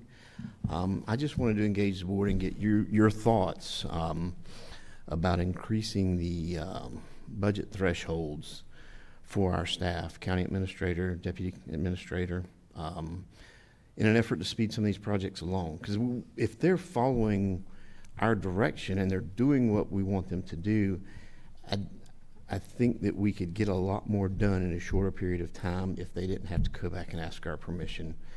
I don't care what color the wall is, just get it painted. I don't care what color the carpet is, just get it done. So I want them to have that ability and more of a free rein to execute the projects that we've directed them to do. Obviously, there's still checks and balances in place. Madam Chair, you'll have to sign off, or whoever the chair is at that particular time. Not saying anything detrimental, but if we do increase those limits, there'll still be the scrutiny from you and the board. But I think to speed some of our processes along, we might need to consider if we are in concurrence with the surrounding counties at the spending thresholds for our administrative staff. All right. Can you guys give me some feedback on that? Commissioner Newbold? This one kind of surprised me. I didn't know this one was coming, but I think you hit the nail on the head. In the limited time that I've had experience with the staff and have run across this issue, they have proven to me that they are wise with the funds that they push forward to us. They constantly find savings in projects, economize. We're in good hands in that regard, and I would be happy to support such a change. Yeah, if I didn't, and that's my point. If I didn't trust the group that we have in place financially, I wouldn't have made this comment. But I've seen what JR and Julianne have done, Mr. Suggs. I hate to say JR's cheap, but he's cheap. So I trust him when he's out there spending. I think he'll take that as a compliment. I think he's tight. He's not that's cheap. right. He's That's tight. Frugal. He's The word is affordable. frugal. Fiscally responsible. Fiscally responsible. Yeah. Affordable. And if there's any question about what he's doing is right or where the money's going to come from so we don't get in any trouble, Julianne does a good job of keeping him in check. Excuse me, Mrs. Young. So I have confidence in them, and I just want to see where you guys were on that topic. Okay. Commissioner Palacier? I think this goes back to the comments I made about expediting the process, and if that speeds it up, and I think it will, that they don't have to come back to us and ask for another X amount of dollars within those bounds, then I think that's certainly a way to go. I support Commissioner Alexander and Commissioner Allender's Newbolt's. I'm going way back when I called him Allender. Whoa. Newbolt's position on that. For those of you who don't know, Commissioner Allender was from the early 80s, way back. Some of us were still in middle You school. okay down there? Yeah, I'm good. Okay, good. All I'm right. good. Thank you. Commissioner Harvey?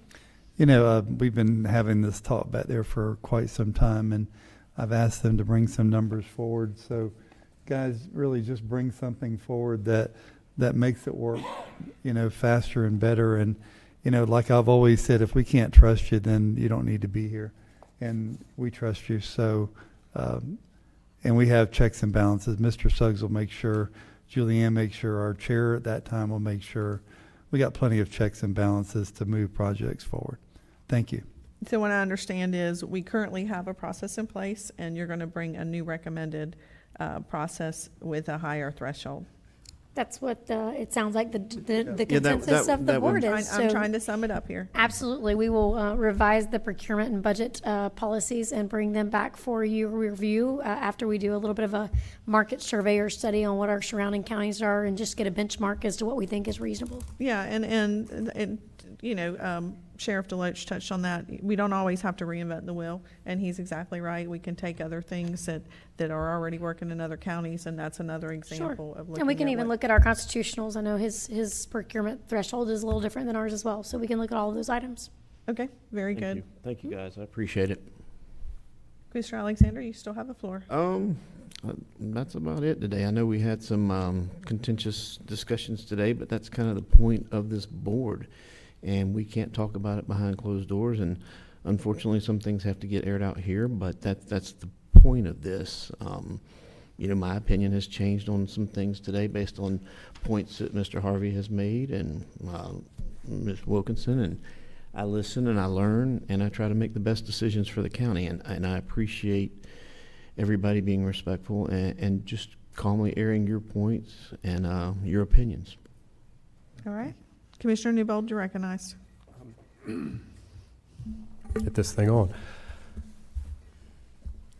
Some people saw Tim Williams in here with a little guitar, kind of a little trivial thing, but the Hastings, the Sonic Lodge has donated a guitar to a music program in Crescent City. I wanted to thank him for that. I appreciate that, and Crescent City is thankful to have such a donation. I'd like to bring to the attention of the board that there's a project going on at the fairgrounds right now. The Loving Livestock Building received some hurricane damage to its roof. I think it was last season. They applied for a FEMA grant for the replacement of that roof. FEMA has approved it to the tune of $30,000, and I'm going to use $30,000 as a round number. Quotes were gotten. I think the most appropriate quote or the best quote was at $45,000.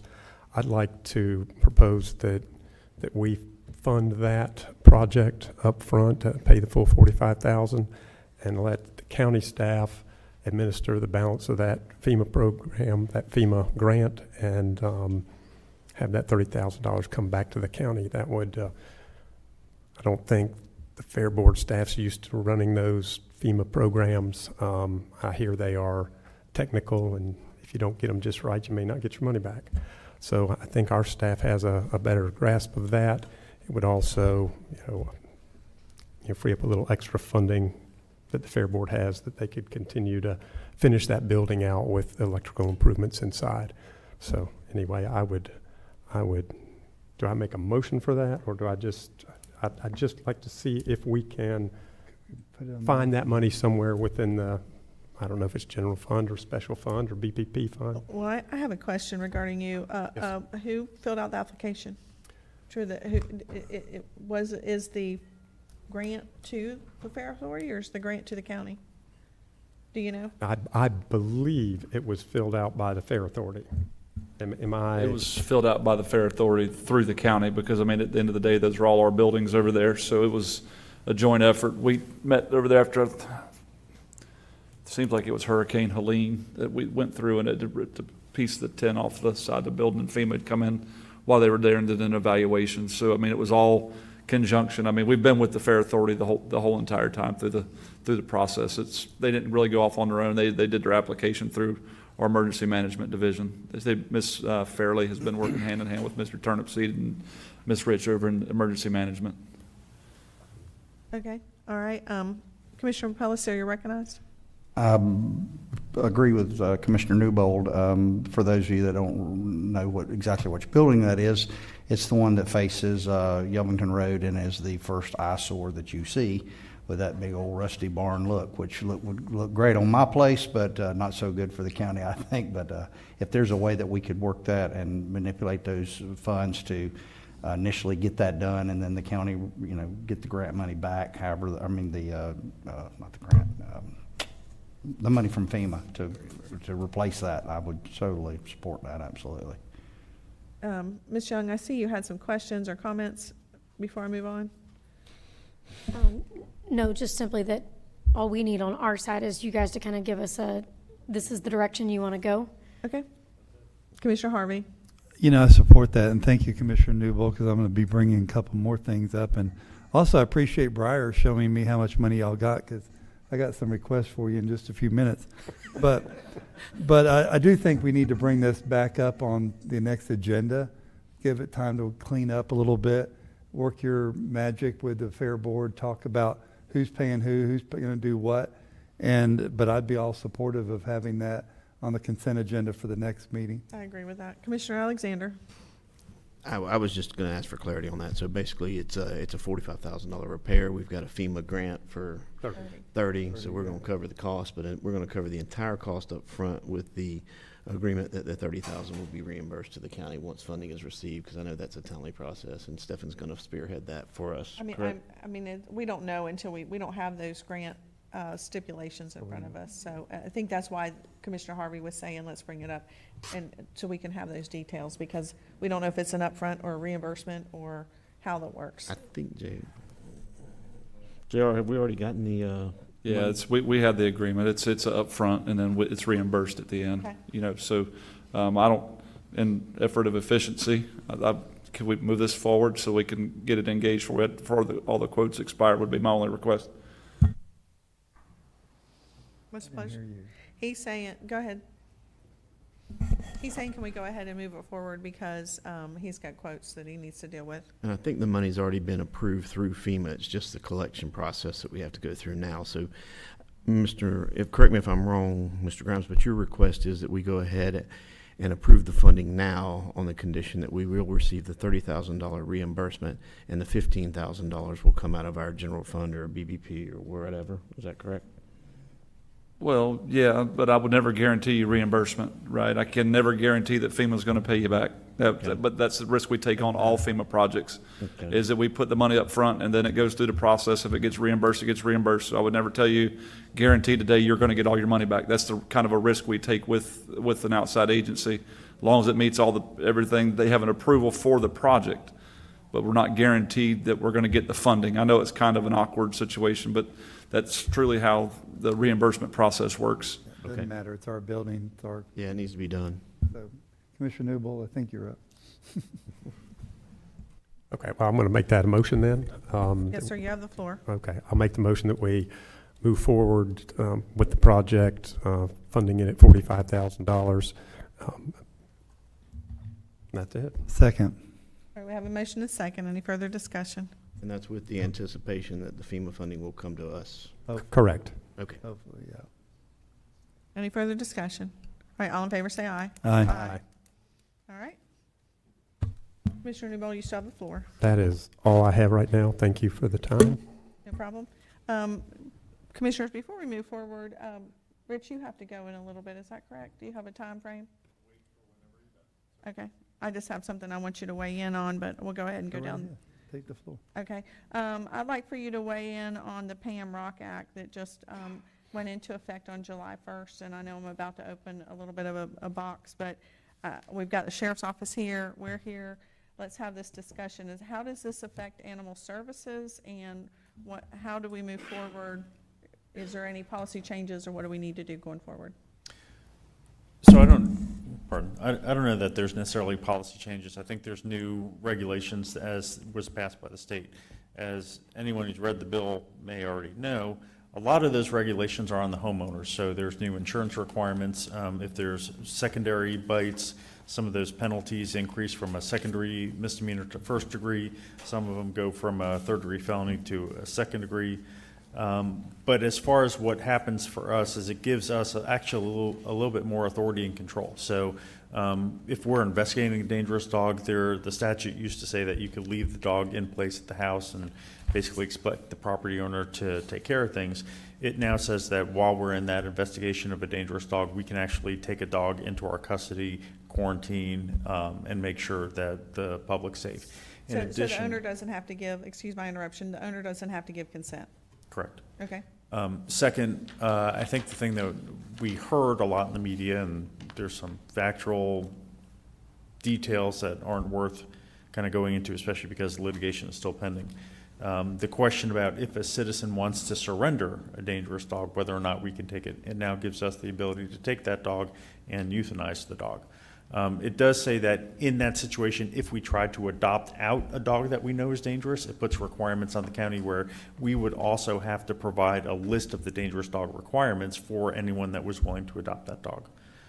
I think that's the highlights. Is there something? So yeah, I have, so as we sit today, the animals that we have in our control at the shelter, if we have cases, if we have animals out there that we know, knowingly, whether staff or whatever knows that that dog has bitten a person, right? Because it depends on whether, it doesn't matter that it bit a chicken, it matters that it bit a person, correct?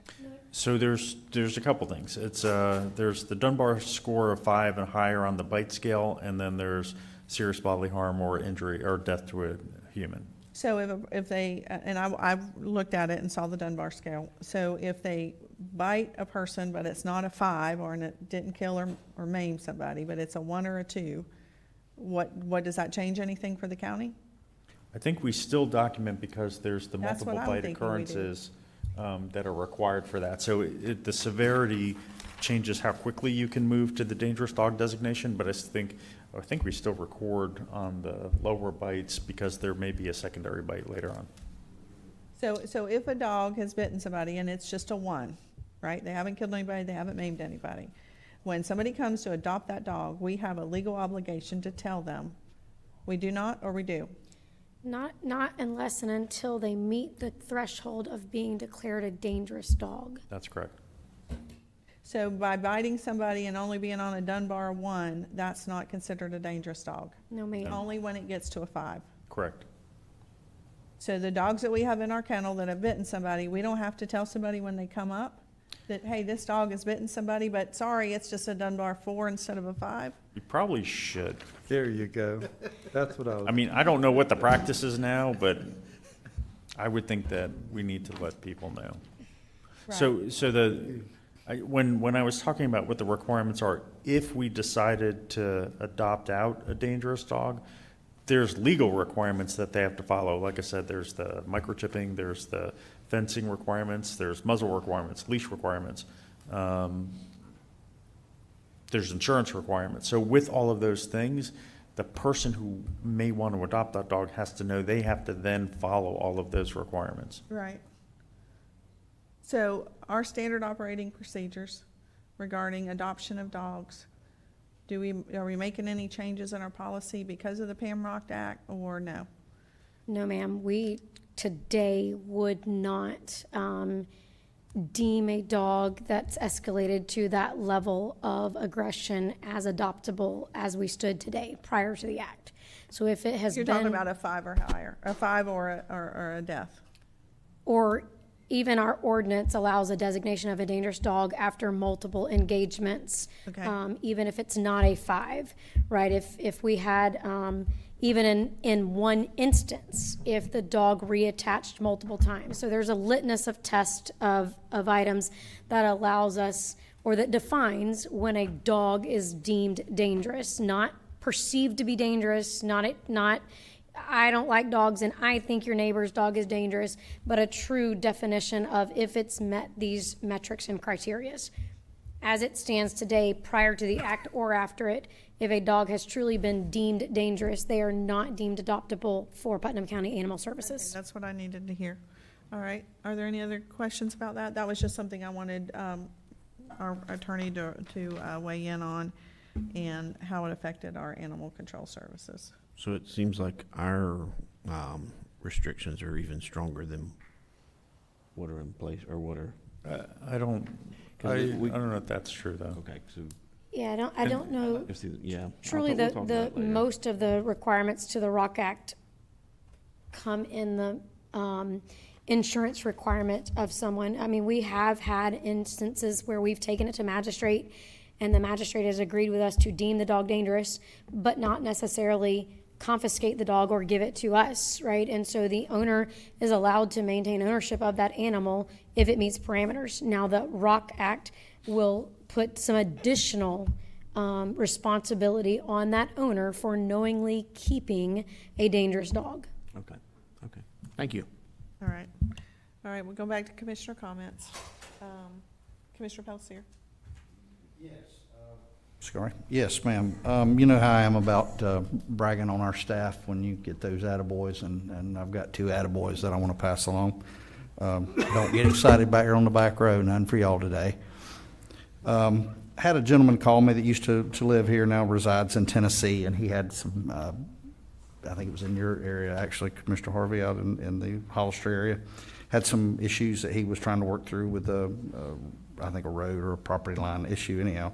But he bragged extensively on Miss Nancy Brown in Planning and Development and Miss Marie Chase over at Public Works, and said they were just helpful, beyond helpful, courteous, great people, just really helping, making Putnam shine and look good. And like I said, I like to pass those along when I get them, and I love to get them.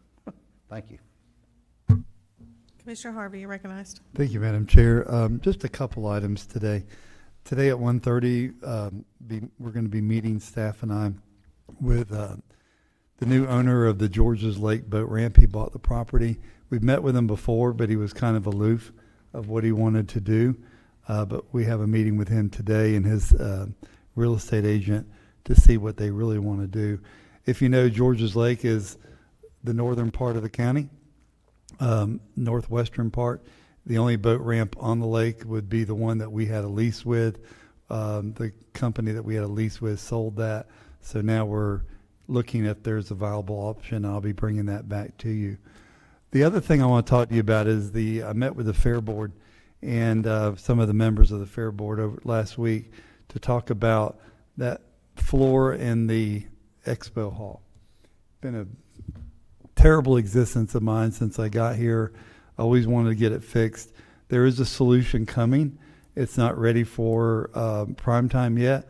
We are working that out and seeing what that solution could be. It very well might be a very inexpensive solution with some of our partners in our government. So we'll work on that. And the Maltby building, the asphalt around that, and I thought about a loop because it would be fun to have a go-kart race in there around and around. But that was the thought. It's not, you know. But looking at doing that, we did get a price. They got a price from a contractor who can get his equipment in there, keep the asphalt warm, mill that up from both sides, or at least 3/4 of it. I think one side isn't completely done, and finish that asphalt inside that building so there's a walking path. But he's willing to donate a lot of his material and labor for that. So I'm going to be bringing that back to you to see. I don't mind paying for it, but I don't. If y'all want to be a part of that, you know, we'll have that back to you very, very soon. And I appreciate the Fair Board sitting down and discussing that because, you know, at the end of the day, we call it the fairgrounds, but it is our expo center. It's a lot of things more than a fair, and but it's a fair too at the same time, and it showcases our county. But I can tell you the future possibilities on those grounds are immense. So looking forward to those coming back to you. And that's all my comments, Madam Chair. Okay, thank you. This wasn't on my radar, but since you were just talking about that, the fair building, the new fair building that we did receive some appropriations for, I believe that there was some, I believe the fair president was going to try to go forward and get some funding. What happened with that? Did we not get the funding? No. So is that something that, I guess as we go forward, I know one of the things I was going to mention, and I'll just throw this out there now, is we have what we call a short legislative year, meaning that we're already going to be going into delegation meetings in September, so which is not that far. It's like 3 meetings from now that we, as a board, will need to determine our legislative priorities going into the new year. So keep that in mind. Start thinking about what it is independently that you want to see as a legislative priority, and we will discuss that at a future board meeting.